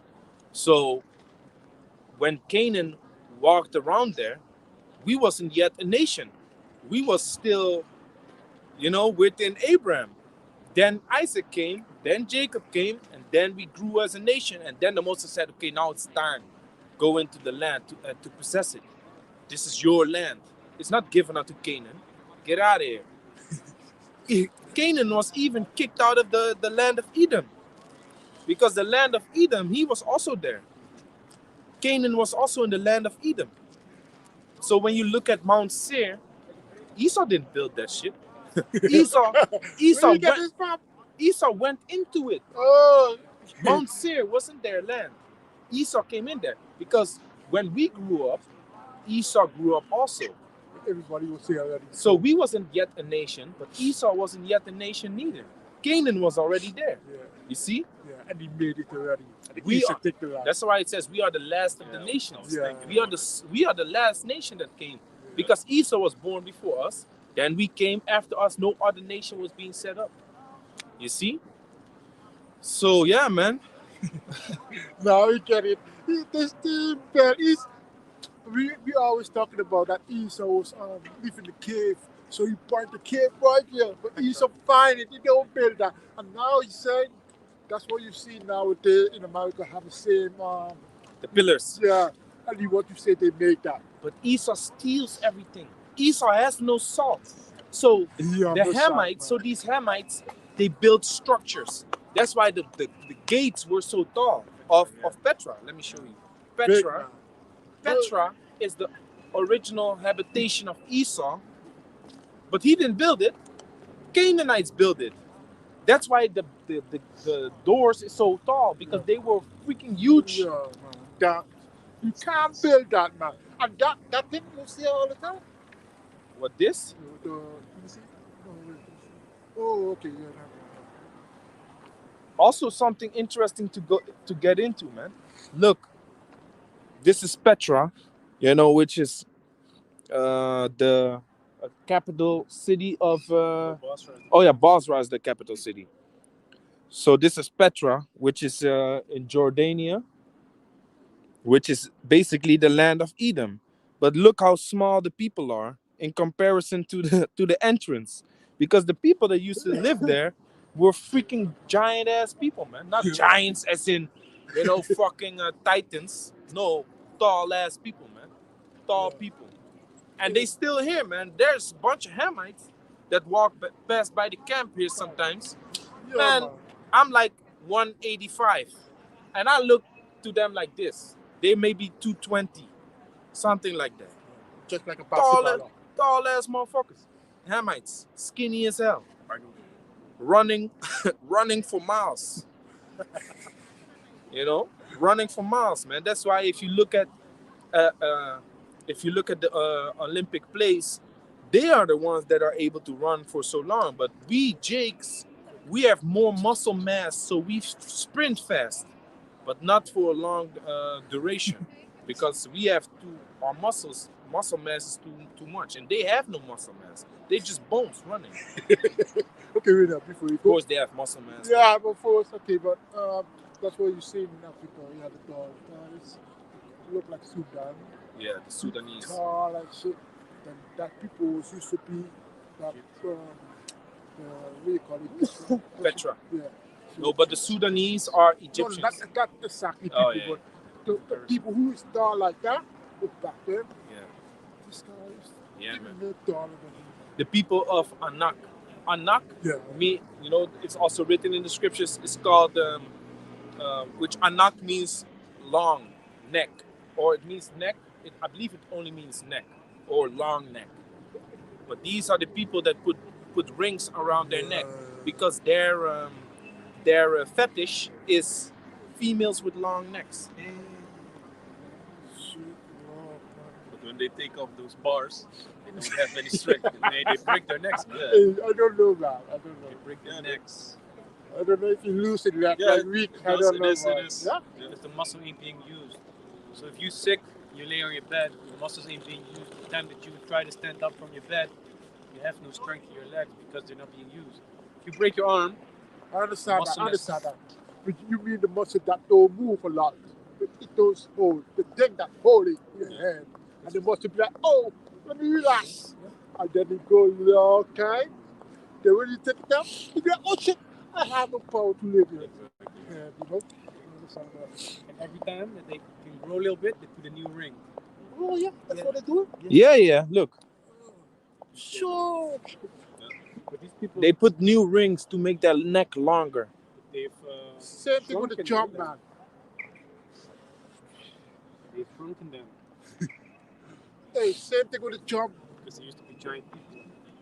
No, they still long as hell. Hey, look, same Yeah. thing with the jump. When the man keep jump, he trash.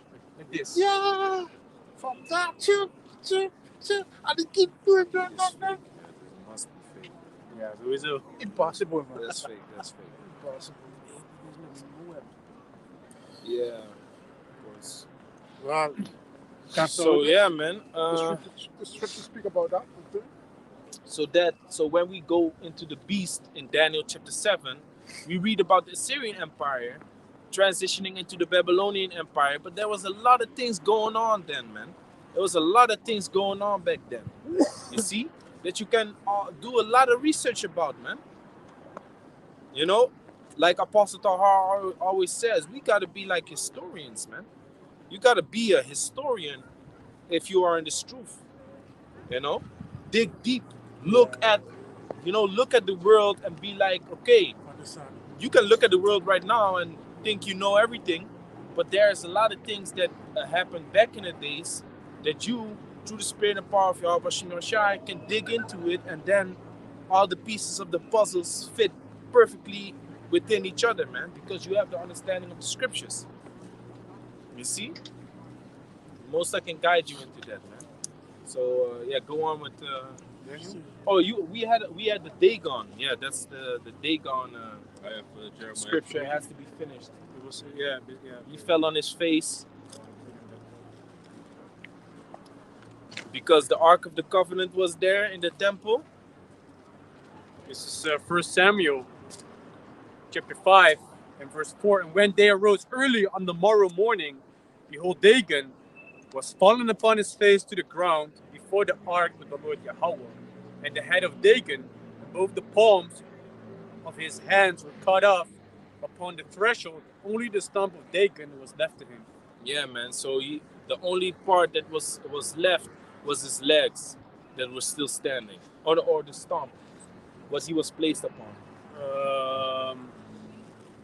Only the stump of Dagon was left. So his head fell off and his arms. So only basically this part was left.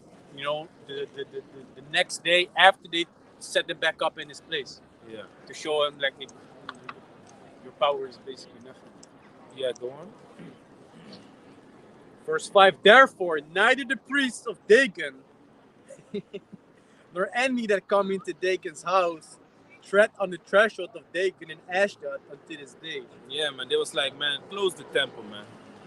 Dagon is not able to withstand the power of Israel, man. Because if you go into the history, if you go into, for example, Nebuchadnezzar, if you go into Cyrus the Mede, they acknowledged the power of Israel, man. They acknowledged the Heavenly Father Yahweh. They say Yahweh, the power of Israel. That doesn't mean that they believe in Israel. They believe in monotheism, which monotheism is the belief that there are multiple gods. So they believe in their God, but if you come and say, hey, I've worshipped this God, they'll be like, oh yeah, okay, interesting, man. They believe that God also exists. But if you come to us, which we do, no, monotheism, mono is one. Yeah, exactly. Slakia, I made a mistake. Monotheism is one, the worshipping of one God. Mono means one. But polytheism is many, worshipping of many gods. So we being worshippers of one God, if you come to us with many gods, we'd be like, get out of here, man. But if we come to you while you are worshiping many gods, or you believe in many gods, and I come with my God and I say, yeah, I worship this God, they don't have a problem with it because they believe in many gods anyway. And they believe the one is stronger than the other. So when they found out that the Ark of the Covenant smashed down, the power of the Most High smashed down the statue of Dagon, they was like, okay, Dagon is not able to, he's done for it. He's not able to stand against the power that the Israelites worship. You see? And that is all. Huh? You say the Ark of Covenant? The Ark of the Covenant. That's not The Ark of the Covenant was in the temple of Dagon. Oh, and then the statue fall over and it break. Statue break. You see? So then they closed the temple. They said, you know what? Let's just stop worshiping this. The account of Nebuchadnezzar. Yeah, read that. This is Daniel chapter 4, starting in verse 34. And at the end of the days, I, Nebuchadnezzar, lift up mine eyes unto heaven, and my understanding returned unto me, and I blessed the Most High, and I praised and honored him that liveth forever, whose dominion is an everlasting dominion, and his kingdom is from generation to generation, and all the inhabitants of the earth are reputed as nothing, and he doth according to his will in the army of heaven, and among the inhabitants of the earth, and none can stay his hand or say unto him, what doest thou? At the same time my reason returned unto me, and for the glory of my kingdom, mine honor, my brightness returned unto me, and my counselors and my lords sought unto me, and I was established in my kingdom, and excellent majesty was added unto me. Now this was after that he turned into a beast, right? Yeah. So he got humbled by the Most High, and he turned into a beast because he was full of pride, man. The Most High humbled his ass down and said, like, listen, man, you only have what you got because of me. You see? And that goes for all these nations, man. That goes for the Cushites, which is Ethiopians and Somalians. That goes for the Iranians. That goes for the Edomites. Whoever had his rulership, it's all because of the Most High. That's why Yahushua told what is this guy's name? He told you have no power, Herod. but yeah. what is this guy's name? Herod, right? No, not Herod. He told Wow, how could I forget his name? With the P. Pontius Pilate. Pontius Pilate. He told the motherfucking Pontius, who is not a pilot, but he told Pontius Pilate, you only got power because my father gave you this power. That's the only thing you got. But guess what? The nations became very proud because they got power. You see, especially Esau, man. Because if you see here, Nebuchadnezzar, he was like, yeah, I got my power from the Most High. You see, meanwhile, he was still worshiping other gods, but he was referencing to the Most High, like, yeah, I understand. I humble myself. You see? So they believed in multiple gods. Let me verify if the I think it was Pan. Yeah, Pandora, no, right? Pantheon. Pantheon is all gods. Okay. But polytheism, The Pantheon is also like a place, like a building, like a. it says, polytheism. Yeah, that's right. Polytheism, the belief in or worship of more than one god. You see, polytheism. What are three types of polytheism? Greco-Roman religion, which in Greco-Roman religion you got Zeus, you got Hercules, you got Aphrodite, you got what is this other bitch called?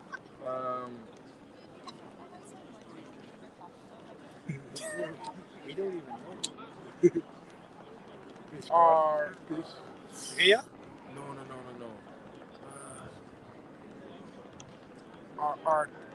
Fuck it. Artemis? Artemis is also, I believe that's Roman. Artemis is this space god that they believe in. Artemis, but you have Athena. Athena. Athena. Represents wisdom, I believe.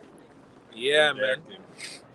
And think about it. These Greco-Roman gods also go back to the Egyptian gods, which the Egyptian gods line up with the Babylonian gods. So because within the Egyptian god worship, they also had the god of wisdom, Tut, the god of the sun. You know, which in Greco-Roman religion, the god of the sun is who? Apollos, right? Apollos. And then in the Roman religion, they believe in that the planets are gods. Also Jupiter, Mars, which Mars is the Greek, is the Roman form of Ares, which is the god of war, which is the son of Zeus, which they refer to as Mars. You know. You can read about that also in the New Testament, right? That they were worshiping. Which that's my third name. That's why I'm Tasaba, which means war. And I didn't even know that. I got the name Tasaba, and then later on I found out my third name means God of War. And I didn't know I chose to be called Tasaba, which means war. And then I found out my third name means God of War, and I didn't know that. Yeah, man. What is the Hebrew? In Hebrew, You say one of it goes back, oh. because it's not Hebrew. But my third name is Martinez, which goes back to Mars, which Mars is the god of war. They refer to it as the god of war. So when you see Martinez Hernandez, don't play around with this dude, because his name, Martinez is god of war, man. Anyway, Malachma, right? The Malachma. Malachma also goes to war and into warfare. Yeah. Tasaba goes into warfare. Oh yeah, man. Go on. This is Daniel 4 and verse 37. Now I, Nebuchadnezzar, Or Malachma or Malkama. Yeah. praise and extol and honor the King of heaven, all whose works are truth, and his ways judgment, and those that walk in pride he is able to abase. Yeah, break it down. So here Nebuchadnezzar is acknowledging the power and truth of the Heavenly Father, after he was being abased himself because of his pride. the precepts that you ordered. Jeremiah and Malachi. Yeah, grab Jeremiah first. Jeremiah chapter 2. This is Jeremiah 2, verse 27. Yeah, Jeremiah 2, verse 27. Saying to a stock, thou art my father, and to a stone, thou hast brought me forth. For they have turned their back unto me, and not their face.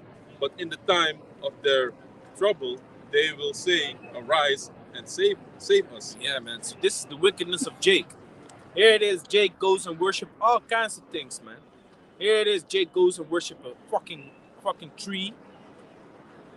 Or Jake goes to the groves. Okay? Which if you look up the word grove, the grove that they worship, if you look up the word grove in accounts wherein Jake went there and worshipped, it goes into Ashtaroth, which means, let me go into it. Anyway, they worship the stock, which is wood, and they worship the stone. Okay, which they do it nowadays also by bowing down to this Kaaba stone. And I don't say Kaaba, I say Kaaba. With the disrespect, I say it wrong for you, especially for you. Also the Christian cross. The Christian cross, exactly. It's just wood, man. Wood. Like and sometimes it's stone also. I had a stone cross back in the day. Also because I got it from my communion. The Catholic have it. Communion is like communion. Which you turn 13 or something, right? Yeah. Catholics have a cross. So the Catholic have a cross. You have wood, so I received a stone cross back in the days, and I sometimes I put it under my pillow. I put it under my pillow because I had crazy nightmares. I put it under my pillow, and when I had the nightmares, I'd say, Jesus, this, that. but the demons went away though. The demons went away. But Yaratazar, that was because the Most High already was looking at me like, you don't know yet. You don't know yet, but I'm gonna take care of you. Huh? You're getting there. The Most High be like, no, maybe not. Yeah. And then I went on my knees and I started praying, and I held the cross in my hand, and then I prayed, and I was like, I don't know, man. And then I put away the cross, and I started praying, and I said, I don't know which God I have to worship or which God I have to pray to. So I was basically praying to the unknown God. For me, it was unknown. So I prayed, give me the truth, and reveal yourself unto me so I know who to worship, which God I have to worship, and make me a warrior, make me a soldier to fight against evil in this world. That was my prayer, man. And then the Most High, 1 month later, the Most High gave me the truth. A brother just said like, hey, just watch GMS, Elders of GMS, man. Or go to GMS on Street 21. That was back in 2014. Was it? Yeah, 2014. Yeah. So I checked it out and I was like, oh, damn. And that's when the Isaiah scripture came, you shall hear a voice behind thee. This is the truth. This is the way, walk ye in it. And from that day on, I didn't leave, man. So that's how the Most High works, man. It's powerful. So read on. Let me start one verse above. This is Jeremiah 3, verse 26. As the thief is ashamed when he is found, so is the house of Israel ashamed. They, their kings, their princes, and their priests, and their prophets, saying to a stock, thou art my father, and to a stone, thou hast brought me forth. For they have turned their back unto me, and not their face. But in the time of their trouble, they will say, arise and save us. But where are thy gods that thou hast made thee? Let them arise. Let they, if they can see. Okay, let me read again. Cool. Yeah. Jeremiah 2, verse 28. But where are thy gods that thou hast made thee? Let them arise, if they can save thee in the time of trouble.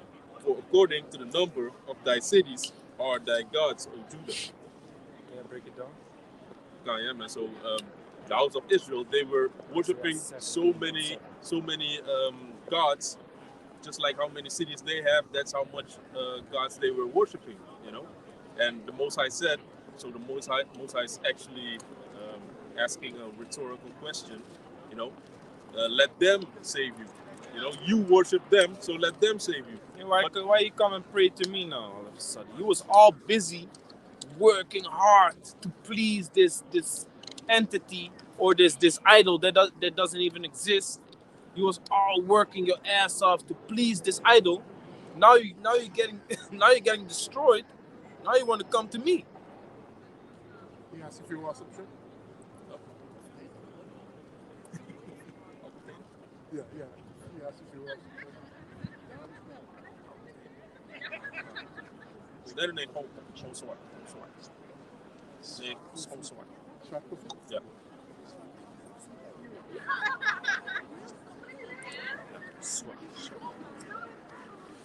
Yeah, man.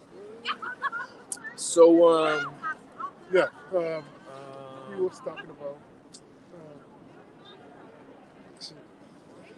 Go back no. You don't have to go back. Yeah, so they was worshiping all kinds of things, and yeah, the moment they get destroyed, then they want to be like, oh no, let's go, you know, to the Most High. The same thing goes with people in South America. You know, they be worshiping idols, they be doing witchcraft, voodoo, and all kinds of things. But then when someone catches crazy illness, someone gets cancer or whatever, now they want to pray to God. The same thing goes for the Jamaicans. They be all about Rastafari. They say Rastafari. They say Selassie. They have the book of Rastafari. They say this is the book, Rastafari. Cancer. Please God. You know, then all of a sudden, then you want to go to God. Meanwhile, God is a title, it's not his name. So they're still not in the right direction. But you know, then they leave their other ways. That's the same thing that Israel did back in the days, man. Worshipping Semiramis. Semiramis. I always fuck up that name, man. Semiramis. Worshipping gods of Egypt, worshipping Dagon, worshipping whatever, man. Worshipping Astaroth, which that's what we're gonna go into now. So, yeah, give me You want the Isaiah? Isaiah 17, start at 7. I want to say because the funny is when they was going or something. Let's say the bad guy was shooting around, and then next day someday they're going to shoot. Go to church. That's the way to keep me Finish. And the next week it happens again. Sense, Yeah. man. Even the woman was after the party, stuff all the water. The next day going to shop. Praise the Lord. That's right, man. Isaiah says shalom. Yeah. Happy scriptures. Nee? No.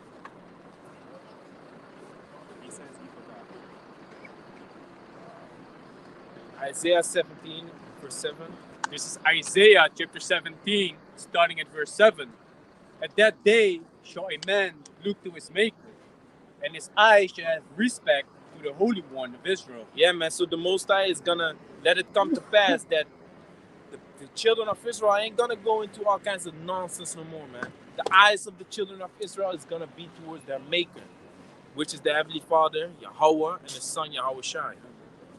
Okay, no more bullshit going on, man. The Most High is gonna put Israel straight, and everyone is gonna worship the Lord, you know. And it's not gonna be hard for nobody. It's gonna be implemented in their mind. They're gonna be instructed in righteousness. Okay, go on. Can I say something? Yeah. Because right now they be like, you know, all over the place. But once they see Yahweh Shai coming back, then they're gonna realize like, hey, in the day of the power of Yahweh Shai, then they're gonna be willing to serve Yahweh Shai, man.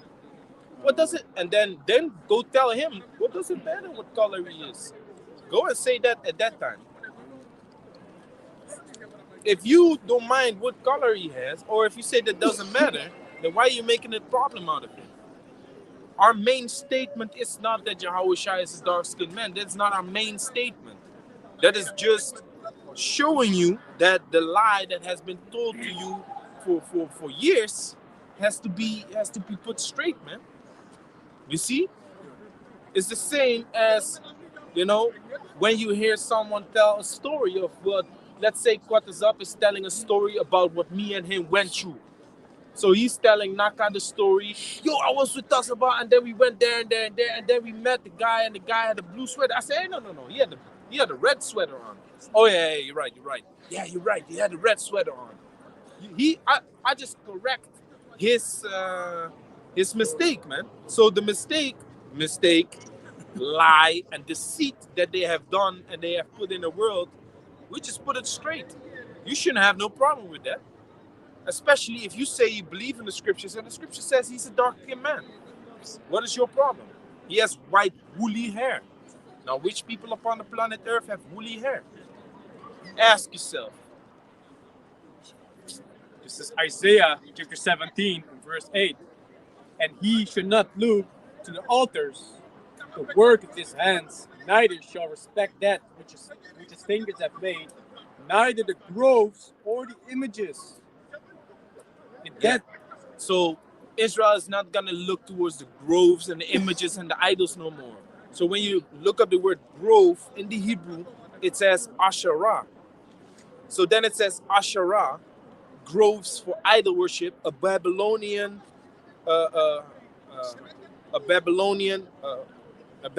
Astarte, Canaanite goddess, the supposed consort of Baal, her images. So when you look up Astarte,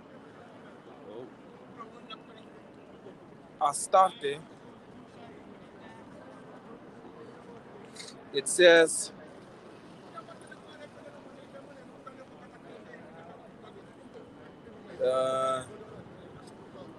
it goes into the god of fertility, Asherah. It's like, let me look up Asherah.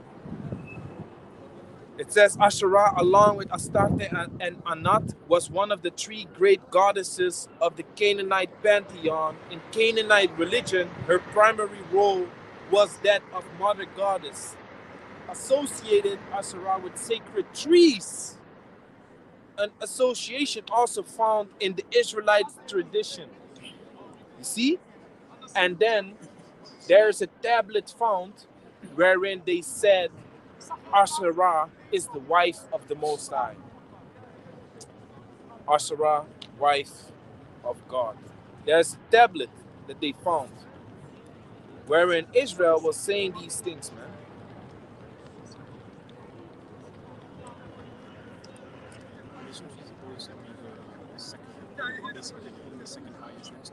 Satan.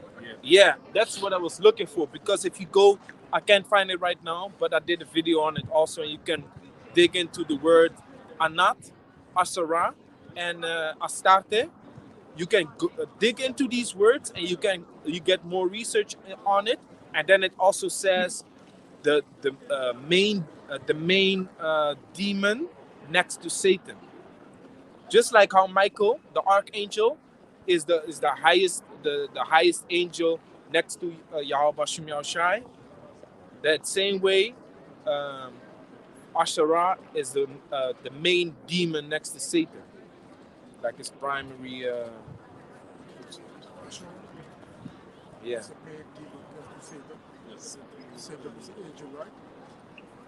Just like a man. Just like how Michael, the archangel. Yeah, like that. Satan is just like that. So man, just like man. Yeah, so there was a tablet found wherein Israel said that God's wife is Asherah. But I can't find the tablet right now. But that also goes into the worship of the Queen of Heaven. Okay, which is also written in Ezekiel. Go to Jeremiah chapter 7 verse 18, which we just read that the worship of Asherah was by honoring trees and bowing down to trees, which is that stock, which is that wood that they go down to. And that's why instead of the word Asherah, it says grove, because what is a grove? A place where trees are gathered. This is Jeremiah 7, verse 17. Seest thou not what they do in the cities of Judah and in the streets of Jerusalem? The children gather wood, and the fathers kindle the fire, and the women knead their dough to make cakes to the Queen of Heaven, and to pour out drink offerings unto other gods, that they may provoke me to anger. Yeah, man. So think about it, man. You wonder why the Most High speaks. Give me Revelation. No, give me Ezekiel chapter 2 and grab the last verse. You wonder why they say, man, the power, the God of heaven, and the things that are written in the scriptures are violent, man. You wonder why that is. Now you got to look into the history. Think about it. Let's say you are a God and you see the people going after all kinds of madness. Meanwhile, you right there. Let me put it different. You have a child. You have children. Let's say you have 3 children. What, you want 4 children? Let's say you have 4 children. No. Let's say you have 3 children. And you put strict rules out there. But they disobey your rules right in front of you. You be like, what? You provoke me to anger, boy. You better lay down that shit or whatever you think you're doing. You see? You will get angry. Here it is. The Most High is our Father. He tells us not to do certain things. We do it right in front of his face. We do it in the temple. Like we just read in Ezekiel chapter 8, the Most High said, look to the east of Jerusalem and look at the temple. So Ezekiel received a vision of the Most High and he saw the people. So what did they do? They turned their back towards the temple and they start worshiping Zoroaster. They start worshiping the sun. You see?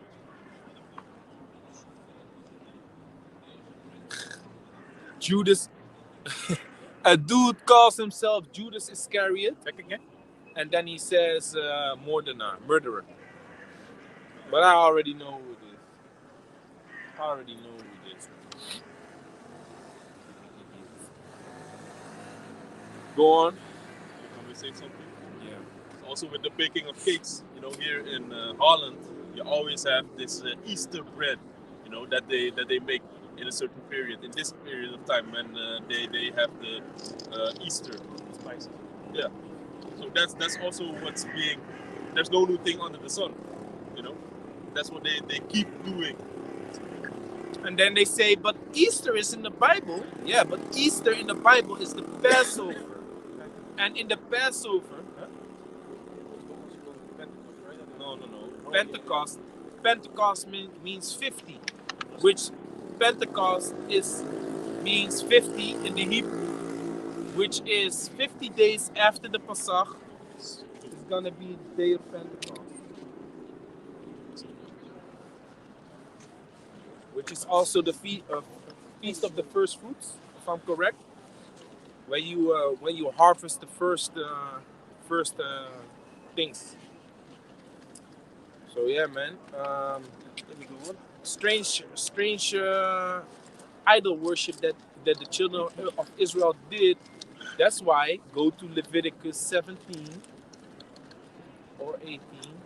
17 or 18, verse 1. Start at verse 1. I had it just now with the when you go into the land of Canaan, right? Yeah, man. The Most High. This is how you see the Most High is. He already knew. Like, let me just say it. Otherwise, they're gonna say, "Yeah, but you never said that." This is how the children of Israel are.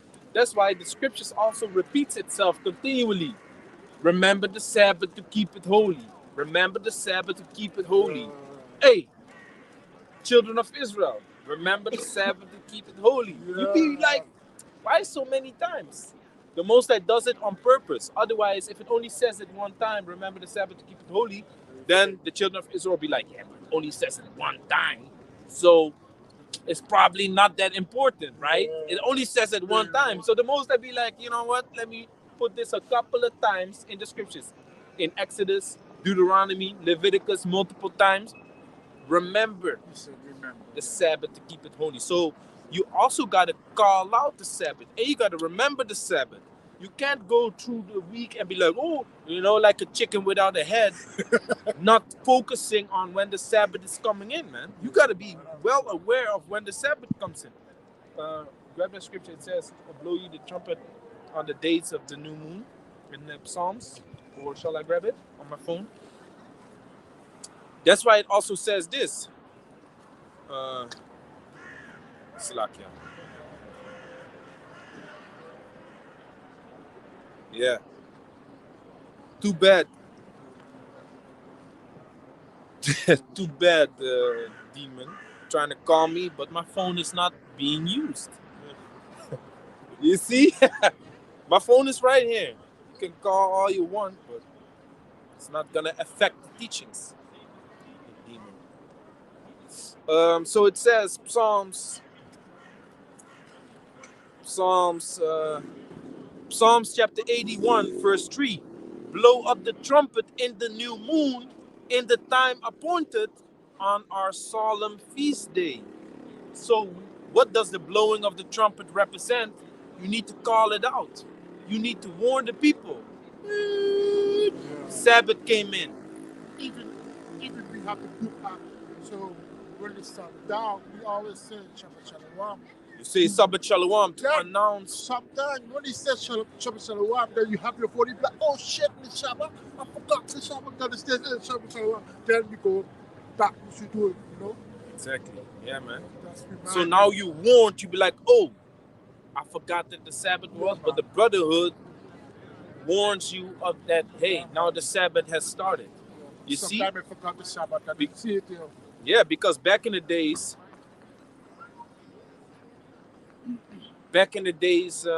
you had Israelites that would stand up on the watch and they would look when the sun is down, and then they would blow the trumpet and announce that the Sabbath has started. You see, so that everyone would know. Because the people be saying, you have Israelite camps out there that say, no, the Sabbath starts when it's dark. No, that's when the sun is already down. Yeah, but also, we have also, when the bird, when the sun down, the bird keep flying and tell you, it show you the sign, which is the sun down now. Exactly. The bird making a lot, how you say that, they be around, you know, before they go in the tree. First of all, if you fly around, till you know the sign there, hey, the sun down now. Yeah, so the birds start to fly. When the sun is about to go down, they do their last round. They fly and they all go to the tree. And in the morning, when the sun comes up, what do birds do? They start singing. They start singing. So what birds do, they sing unto the Most High when the sun comes up. They already start singing unto the Most High, which is their, you know, you can look at it as their prayers. That's why the scripture also says that we supposed to prevent the sun by giving praise unto the Most High. You can grab that. Sirach 26 or something. You know, so that's Shalom. That's what the birds be doing, man. So there's a lot of science out there. So the Most High repeats things. That was my point. The Most High repeats things over and over again because Jake is stubborn, man. Now in this case, in Leviticus chapter 18, the Most High said, when you go into the land, this is what you're gonna have to do and have to deal with. You see, this is what you're gonna have to deal with, man. And you better do it accordingly, otherwise I will have to deal with you, man. Warning, you either hear or you forbear. If you don't listen, the consequences are yours. You see? It was actually something funny. Certain nations, you know, he allowed us to stay, to keep there, to test whether we're going to serve the Most High or go into the ways of the heathens. Most High is funny, man. This is Leviticus 18, verse 1. And the Lord... And that's what the Most High does more often also, you know, with us. The Most High puts you in a certain situation, what you going to do? Righteous or wicked? You see? You're going to use the wisdom, knowledge, understanding that you will. That's why it says the hour of temptation. The Most High puts you in a position, what you going to do? What you going to do in the hour of temptation? Go on. It's Leviticus 18, verse 1. And the Lord spake unto Moses, saying, Speak unto the children of Israel, and say unto them, I am the Lord your power. After the doings of the land of Egypt, wherein ye dwelt, shall ye not do. And after the doings of the land of Canaan, whither I bring you, shall ye not do, neither shall you walk in their ordinances. Yeah, so the Most High, he said, okay, I took you out of Egypt. Let me make a quick statement. Stop worshiping these gods, because you had Jake that was into the customs of the Egyptians, man. Worshiping all these gods that I believe they have more than 1,000 gods, man, Egyptians. You see? Stop doing that. And on top of that, I'm gonna bring you into a country that I will make yours. But there's a bunch of people over there, Canaanites, they are called Canaanites, which they worship all kinds of strange gods also. I don't want you to worship them neither. You see? Jump to verse 26. It's already reading the. This is verse 26, Leviticus 18, verse 26. Ye shall therefore keep my statutes and my judgments, and shall not commit any of these abominations, neither any of your own nation, nor any stranger that sojourneth among you. For all these abominations have the men of the land done, which were before you, and the land is defiled. You see that? So the Most High says, like, don't do these abominations that I just mentioned, because the people that are kicked out of this land and basically with judgment punished, they did it. So make sure you don't do the same, man. Because if you do the same, wrath is gonna come down upon you. What does Israel do? They still worship these idols and false gods. And then when they get smashed, then they want to turn back to the Most High. The Most High be like, oh, really? Because Israel really, they knew the Most High is the one that does everything. But I can worship an entity here and there, right? To get a little bit of power, to get a little bit of protection or riches. You see? But then you're on the side of Satan, man.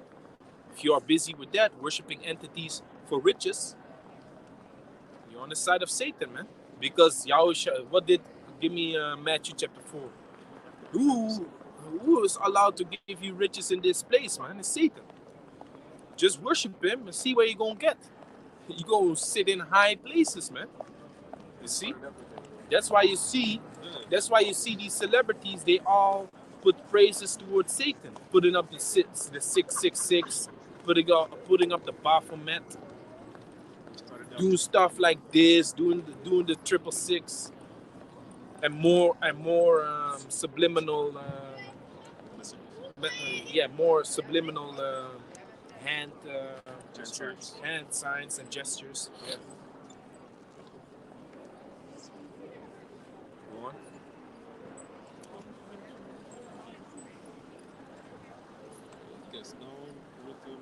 What are you looking for? Matthew chapter 4, just start at 1. Okay. This is Matthew 4, verse 1. Then was Yahushua led up of the Spirit into the wilderness to be tempted of the devil. And when he had fasted 40 days and 40 nights, he was afterward hungered. And when the tempter came to him, he said, If thou be the Son of God, command that these stones be made bread. But he answered and said, It is written, Man shall not live by bread alone, but by every word that proceedeth out of the mouth of the Most High. So Yahushua was fasting, and after the fasting, Yahushua was hungry, but Satan was right at the doorstep to tempt him. And how did Yahushua defend himself against the words of Satan? By the knowledge, wisdom, and understanding of the scriptures. Behold, man shall not live by bread alone. Go on. Verse 5. Then the devil taketh him up into the holy city, and setteth him on the pinnacle of the temple, and said unto him, If thou be the Son of the Most High, cast thyself down, for it is written, He shall give his angels charge concerning thee, and in their hands they shall bear thee up, lest at any time thou dash thy foot against a stone. Yahushua said unto him, it is written again, thou shalt not tempt the Most High, thy power. So Satan, he knows the scriptures too, man. Satan says it is written, but Yahushua says, yeah, but it's also written, thou shalt not tempt the Most High. You see? So yes, the thing concerning Yahushua, the angels shall minister unto him, is true. And that's written. But Yahushua is not going to tempt the Most High just because that's written. You see, so you might think, and this is something that I had to deal with back in the days, man. I dealt with a woman, and she was already watching GMS before I met her. So now I met her, and she said, yeah, I follow GMS. I said, hey, I'm in GMS. Oh, yeah, I know. She already knew. It was already planned out and shit like that. She already knew who I was. So now she knows scriptures too, right? So then she would justify her ways with scriptures towards me. She would pull scriptures on me. But if you know scriptures and pull scriptures, that doesn't mean that you're good, man. Satan knows scriptures. Satan knows the word of the Most High. That doesn't make him good. He's the minister of evil and wickedness, man. You see? He's on the left-hand side of the Most High. So don't think that if people pull scriptures on you to make you feel bad, that they're good. Just meditate upon the fact that Satan knows scriptures too, man. And guess what? How do you battle Satan? With scriptures. With the knowledge, wisdom, and understanding of the scriptures, man. Go on. Matthew 4, verse 18. So like at verse 8. Again, the devil taketh him up into an exceeding high mountain, and showeth him all the kingdoms of the world and the glory of them, and said unto him, all these things will I give thee, if thou wilt fall down and worship me. Yeah, man. So here it is. Satan is able to give you all the riches and the power and the might in the world if you worship him. So what do these elites do? They worship Satan. What do these celebrities do? They worship Satan.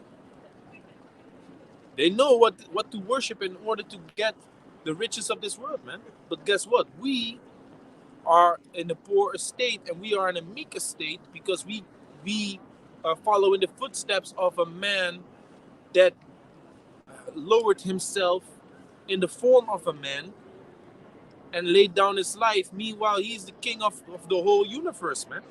Made himself poor. He made himself poor. He made himself poor in his worldly estate, but he made himself of a low reputation, man, just to come amongst his brethren and to walk with them and to do the work that the Most High sent him to do, which is laying down 5 o'clock, to lay down his life for his brethren, man.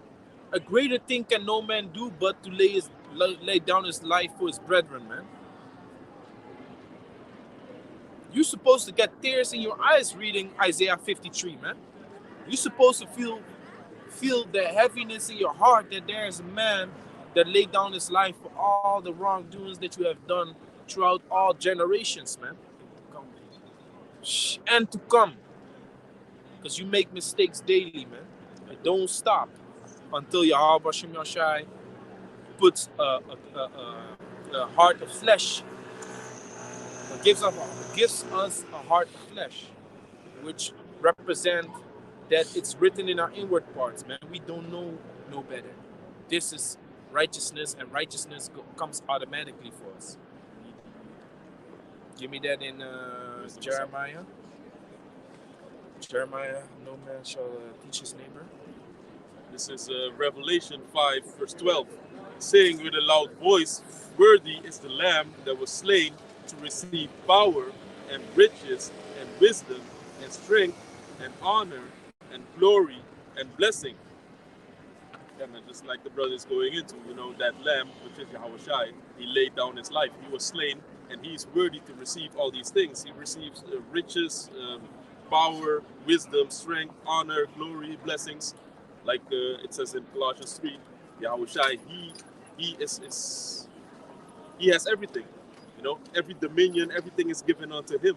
You know, Colossians 1, Colossians 1 and 16. 1. I thought it was Everything is created by him and for him. Grab Romans 8 and 16. I have the Jeremiah. Read. This is Jeremiah chapter 31, starting at verse 31. Behold, the days come, said the Lord Yahweh, that I will make a new covenant with the house of Israel and with the house of Judah.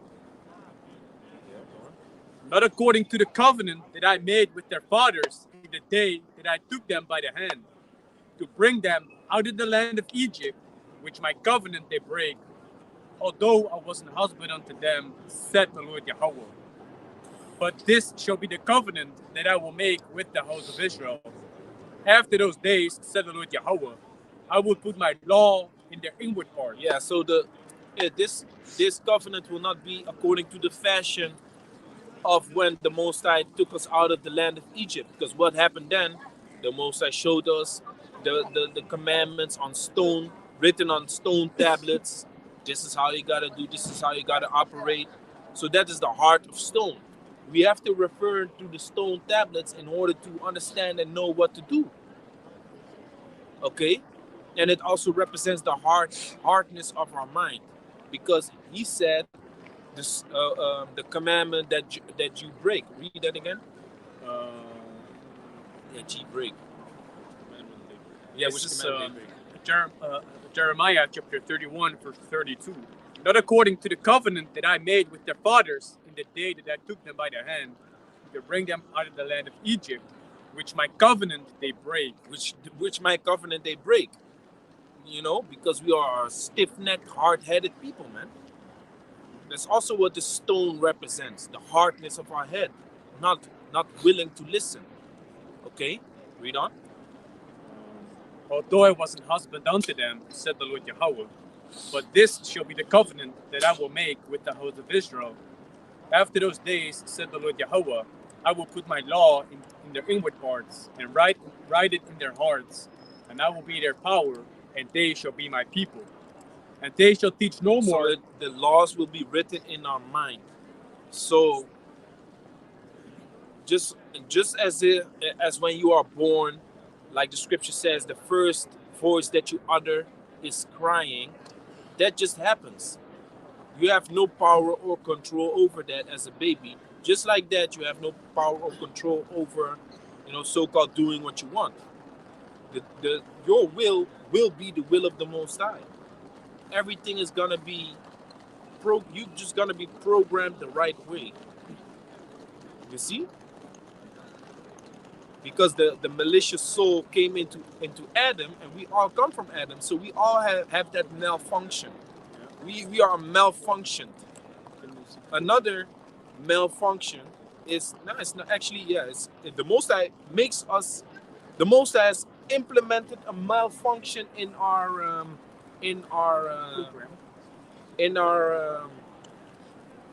growth.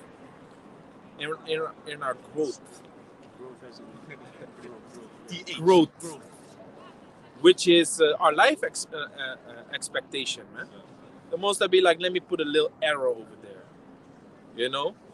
They will not grow old no more, because there's a malfunction in the program. And also concerning our knowledge, let me block that knowledge. Let me only allow them to go this far, that they don't reach the tree of life, which is the ultimate wisdom, knowledge, and understanding. That's why these so-called scientists, they know we only use a certain amount of brain capacity, man. The brain that we have is only being used to a certain extent. You see, that's why there are things happening within your brain. Like, for example, you think about somebody that you haven't seen for a long time. The next day you see this person. Your mind, somehow, you already felt that it was going to happen. Telepathically or something. Telepathically, or you have a dream and then the dream happens. You see? The Most High already put you in the future, in your sleep. He already implemented what was going to happen, and then it happens. You be like, wow, that's heavy, man. That's heavy. And at the moment, you might look at the dream and be like, nah, that can't be it. But then later on, you find out, yeah, that was actually it. And if you want to know what 100% of your brain capacity can do, watch the movie Lucy. Yeah. Actually, while I was explaining this, I was also thinking about the movie Lucy. Very good movie, man. If you haven't seen the movie, you're not in the truth. No, you have to be. Nah, man. Let me stop blasting, brother.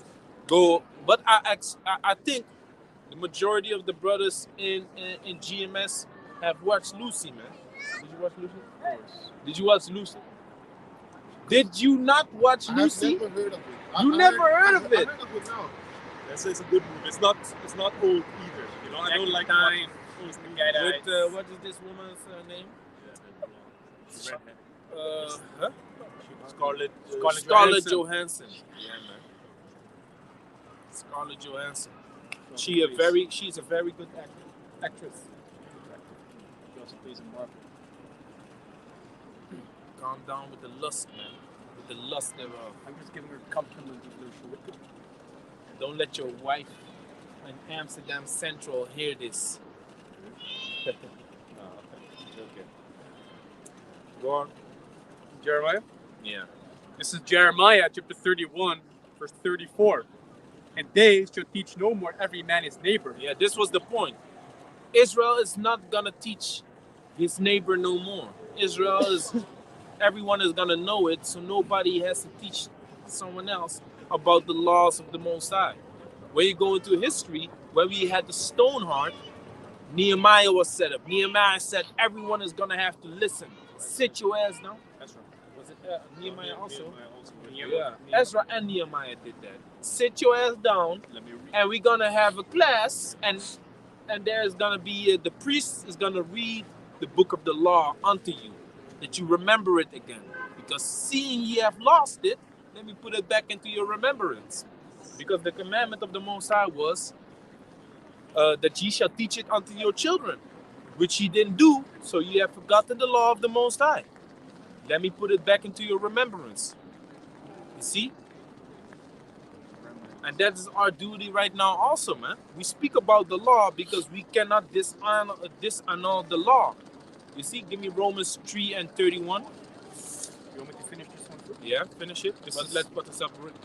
Grab Romans 3 and 31. This is Jeremiah chapter 31, verse 34. And they shall teach no more every man his neighbor, and every man his brother, saying, Know the Lord Yahweh, for they shall all know me, from the least of them unto the greatest of them, said the Lord Yahweh.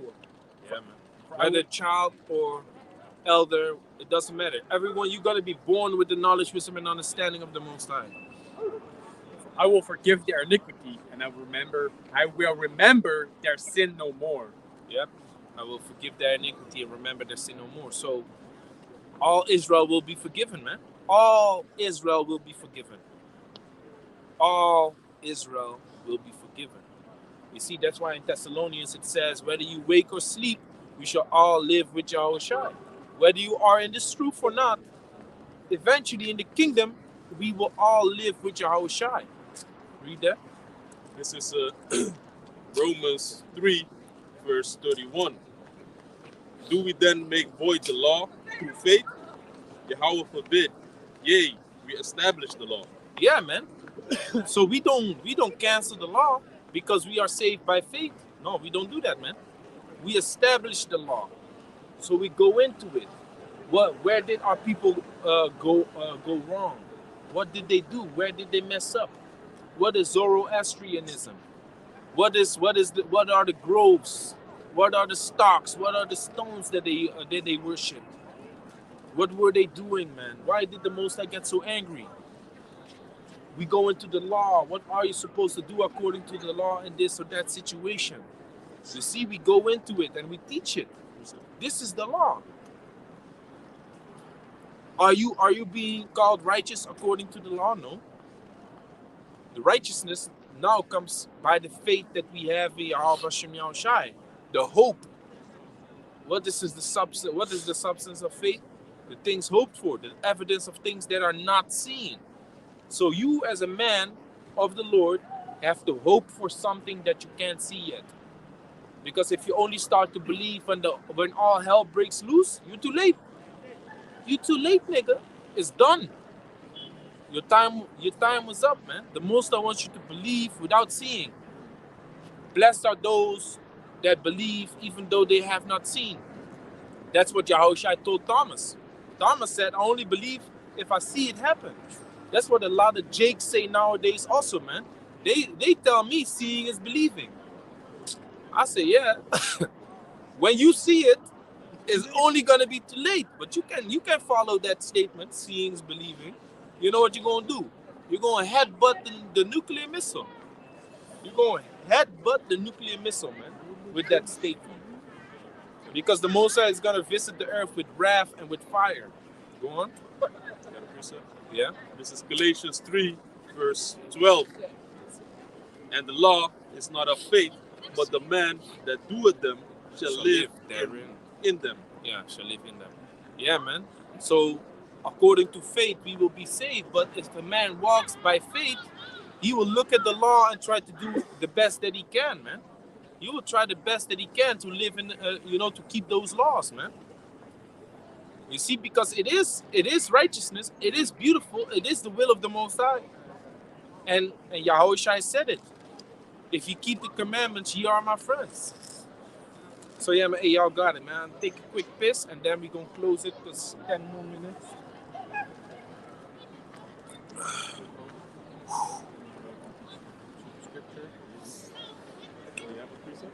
Finish on us after the breakdown from Daniel 7.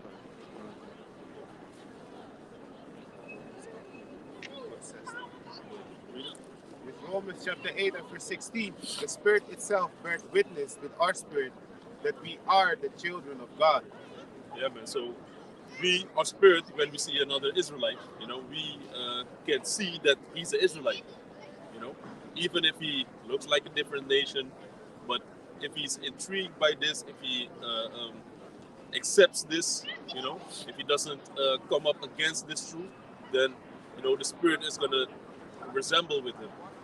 You're gonna see that he's willing. You can work with him. So that's what the scripture speaks on. So with the understanding of the scripture, we're able to do these things, man. Through the spirit and power of Yahweh Shem Yahushai that's given unto us. Break down who are the Israelites. Break down that, hey, there's foreign-looking Israelites out there as well, as the brother said. It can only be done through the spirit. Back to that. Verse 6. This is Daniel chapter 7 and verse 6. Just read 5 again and then 6. This is Daniel chapter 7 and verse 5. And behold, another beast, a second, like to a bear, and it raised up itself on one side, and it had 3 ribs in the mouth of it between the teeth of it. And they said thus unto it, Arise, devour much flesh. Yeah, so the bear, which is the Persian Empire, that was taking down, what was it? 3. Yeah, the Medo-Persian Empire took down Lydia, Egypt, and Babylon during their conquest to rulership. Verse 6, after this I beheld, and lo, another like a leopard, which had upon the back of it 4 wings of a fowl, the beast had also 4 heads, and dominion was given to it. Yeah, man, so this leopard, which is this Grecian empire that came up, and that leopard also represents Alexander the Greek, which is the king of Macedonia. You had 4 wings, which those 4 wings represents 4 chiefs, which are 4 generals, which are Seleucid, Antiochus, Cassander, and Limachus, right? Ptolemy, Seleucid, Cassander, and what is it? Lysimachus. So you had Cassander, Ptolemy, Lysimachus, Seleucus. Yeah. So Seleucus, he had great part of Asia, and Ptolemy had Egypt,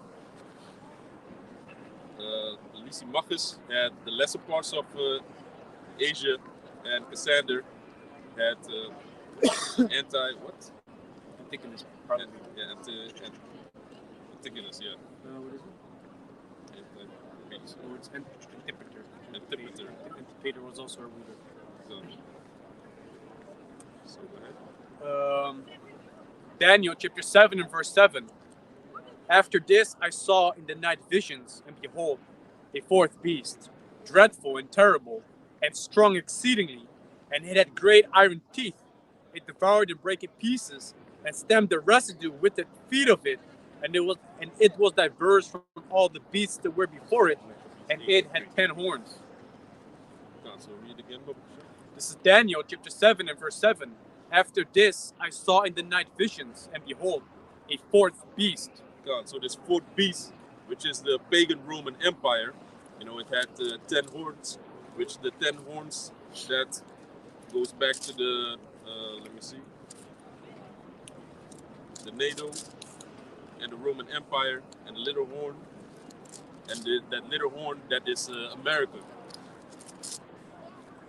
Back in those days, it referred to the Edomite nations such as the Franks, the Ostrogoths, the Vandals, that were basically in the western part of Europe. Man. Those were part of that Edomite. I say that. Edomite region of the Roman Empire, man. Those basically during those times they were called the barbarians.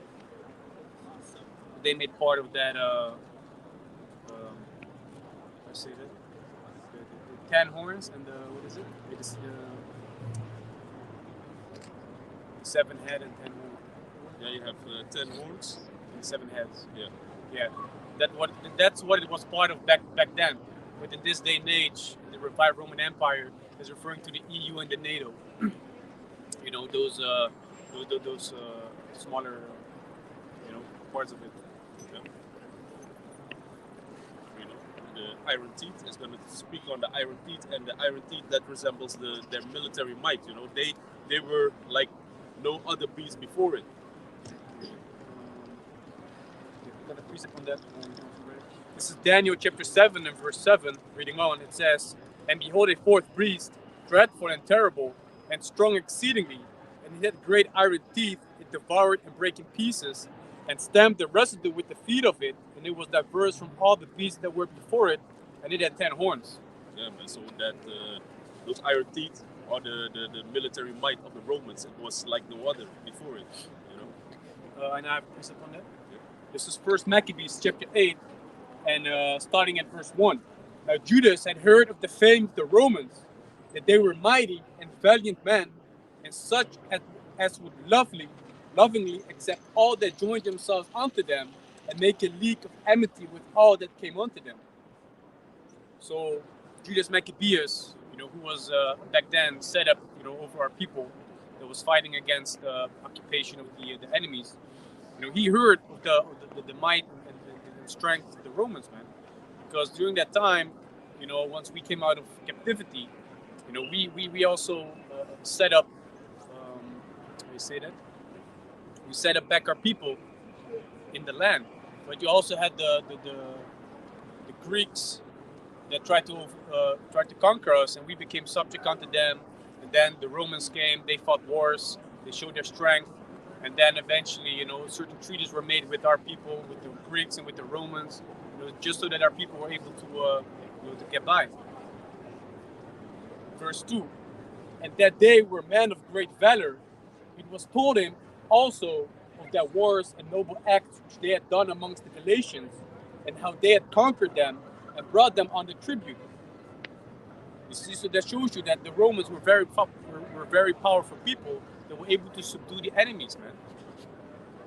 Verse 3, "And what they had done in the country of Spain for the winning of the mines of the silver and gold which is there, and that by their policy and patience they had conquered all that place, though it were very far from them, and the kings also that came against them from the uttermost part of the earth, till they had discomfited them and given them a great overthrow, so that the rest did give them tribute every year. You see, so in a couple of verses, the strength and might of the Roman army and the Romans were shown, man. Which that's also written in the scriptures, man. That's why also they don't want you to read and acknowledge the Apocrypha, because that shows you who these people were. I'm gonna grab the 7 heads and 10 horns that they were. You want me to read on in Daniel? Yeah. Can I say something as well concerning why was that verse from all beasts were before?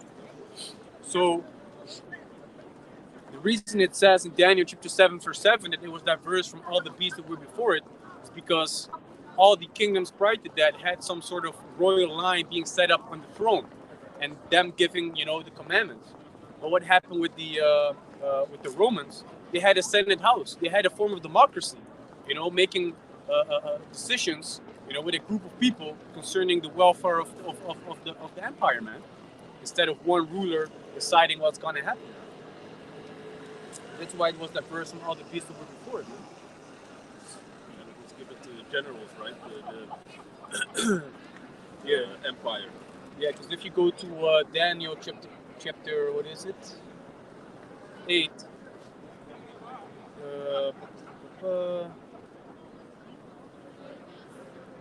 It talks about that it shall not be in the posterity of Alexander, and why it is referring to that is because none of the descendants of Alexander the Great himself came after him. He might have had children or family members that could have taken place, but eventually that didn't happen, man. It was his generals that was being set up through the spirit and power of Yahweh Hashem Yahushua to come after him, which those are referring as well to the 4 wings of a fowl and the beast that also had 4 heads, pursuing to Daniel chapter 7 verse 6, man. So I had a picture that I had. Where's my phone? Because I had it last week. The Revelations. Yeah. What was it? Revelation 5? No.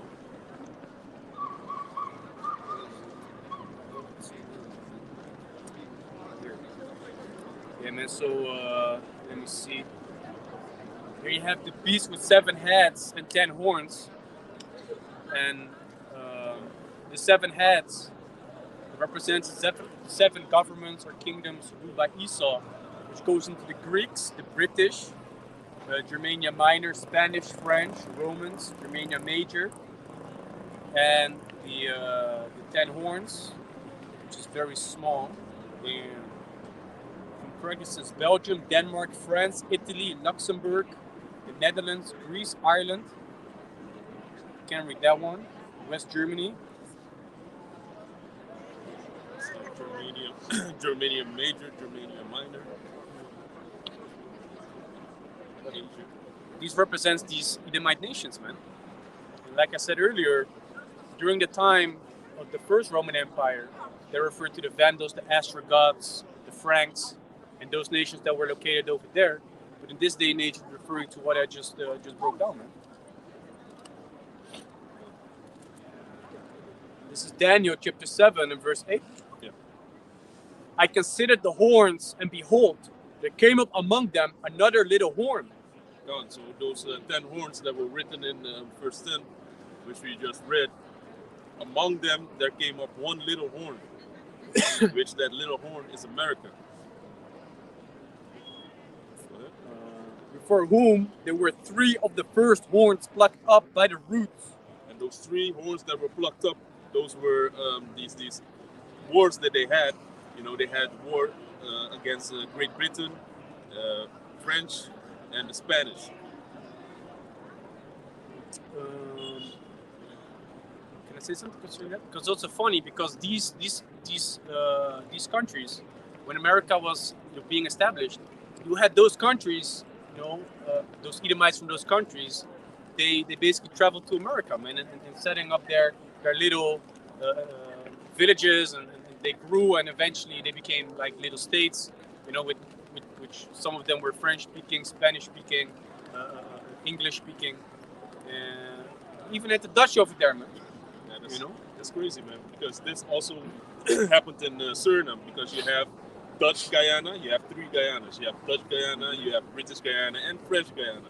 And also in Suriname, in Dutch Guyana, you had offsprings of French plantations, you had Dutch plantations, you had Spanish plantations. So those 3 European countries, which are all Edomites, they were establishing themselves in these places. Also in America, but South America is also the Americas. You know, you have North America, Middle America, and South America, and the Caribbean.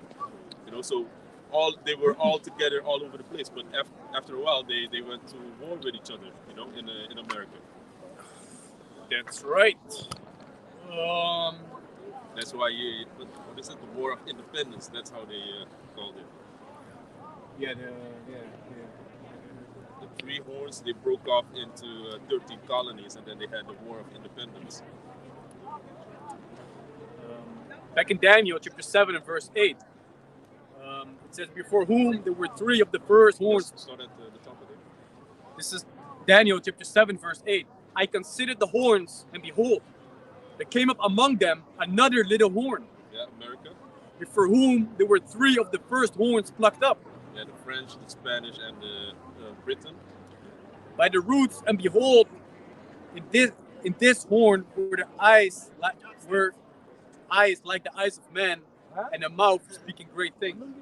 Yeah, man. So the mouth speaking great things, that represents the president of America. You know, they speak great things concerning, yeah. They're the mouthpiece actually of Esau. You know, you have Britain, Great Britain. That's the monetary base. America, which is the military base, and the Vatican, which is also the spiritual base. But America is that great mouthpiece that goes all over the world speaking about great things. They police the whole earth, you know? Yeah, basically that's it. And then you can jump to verse 13 and 14 and then after that. This is Daniel chapter 7 and verse 13. Yeah, so all the kingdoms, all the empires, they had their time to rule, and now we're in that transitional phase wherein the empire of Yahweh Hashem Yahushua is going to be established, you know, and it's going to reign forever and ever. This is Daniel chapter 7 and verse 13. I saw in the night visions, and behold, one like the Son of Man came with the clouds of heaven, and came to the Ancient of Days, and they brought him near before him. And there was given him dominion and glory, and the kingdom, that all people, nations, and languages should serve him. His dominion is an everlasting dominion, which shall not pass away, and his kingdom, that which shall not be destroyed. Amen. So, like we were going into, everything was created by Yahushua, and Yahushua is going to have dominion over all the people. He's going to have dominion over everything. Yeah, man. If I can say something, the dominion that these heathens had is nothing compared to the dominion that Yahushua is going to have, and he's going to divide amongst his brethren. That's why I told you, grab Romans 8 and 16. Read that real quick. Romans 8 and 16. Romans chapter 8 and verse 16. The Spirit itself bears witness with our spirit that we are the children of God. You done? And if children, then heirs, heirs of the Most High, and joint heirs with Yahushua. Yeah, so we are joint heirs with Yahushua, which means a joint heir. An heir is one that gets one that gets an inheritance, and a joint heir is one that gets a part of the heir his inheritance. So Yahushua gets everything. We get a part of everything. You see? So when you look at the things that these heathens used to have, it's nothing, man. They got pieces of land. Now you got Jake. I saw this one video clip where Jake was explaining like Jake, the so-called blacks in America, made 1.8 trillion dollars as black people, and that is 8 times more than Spain. as a country, and that is 14 times more or whatever, something like that, than in Mexico. And then Jake said, Soca Blacks in America said, if we make so many times more money than Spain and Mexico, how can it be that we have no country?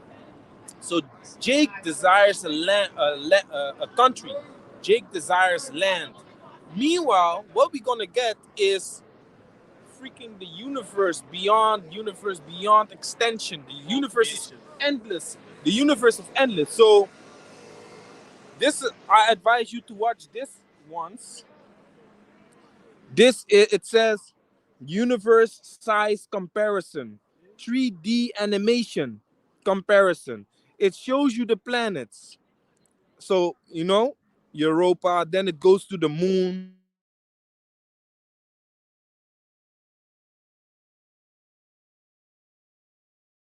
The stream is lacking. The Earth, and then you see other planets, and eventually it goes into other universes, and it shows you the size of everything. And the Earth is only this small in comparison to the things that we're gonna see, witness in the universe and beyond the universe. Because according to Esau, his here, Seek 2, Dwarf Galaxy. There are multiple galaxies, man. Sleeping Beauty, Milky Way, and then eventually it goes beyond the universe. You see? 110 light years away. Then you're gonna get shit like that, man. 500 million light years away. We're gonna snap in the finger. We gonna be somewhere else, man. This universe, this place that the Heavenly Father has created is so vast and endless. And we're gonna go into all these places, man, where up is down and down is up, for example. Where you see colors that you never seen before, where things are set up in a whole different fashion. You see? We're gonna witness these things, man. Eyes have not seen, ears have not heard what the Most High has prepared for you. For them that wait on him. Yeah, man. God. So with that, we want to give all praise, honor, and glory unto Yahweh, Basham, Yahushai, Basham, Kakadash. honors to the elders and apostles of great mills for teaching us the truth, and who will well preach the citations unto the Akim that is spread on the four corners of the earth, spreading this word in sincerity and in truth. Shalom. Shalom.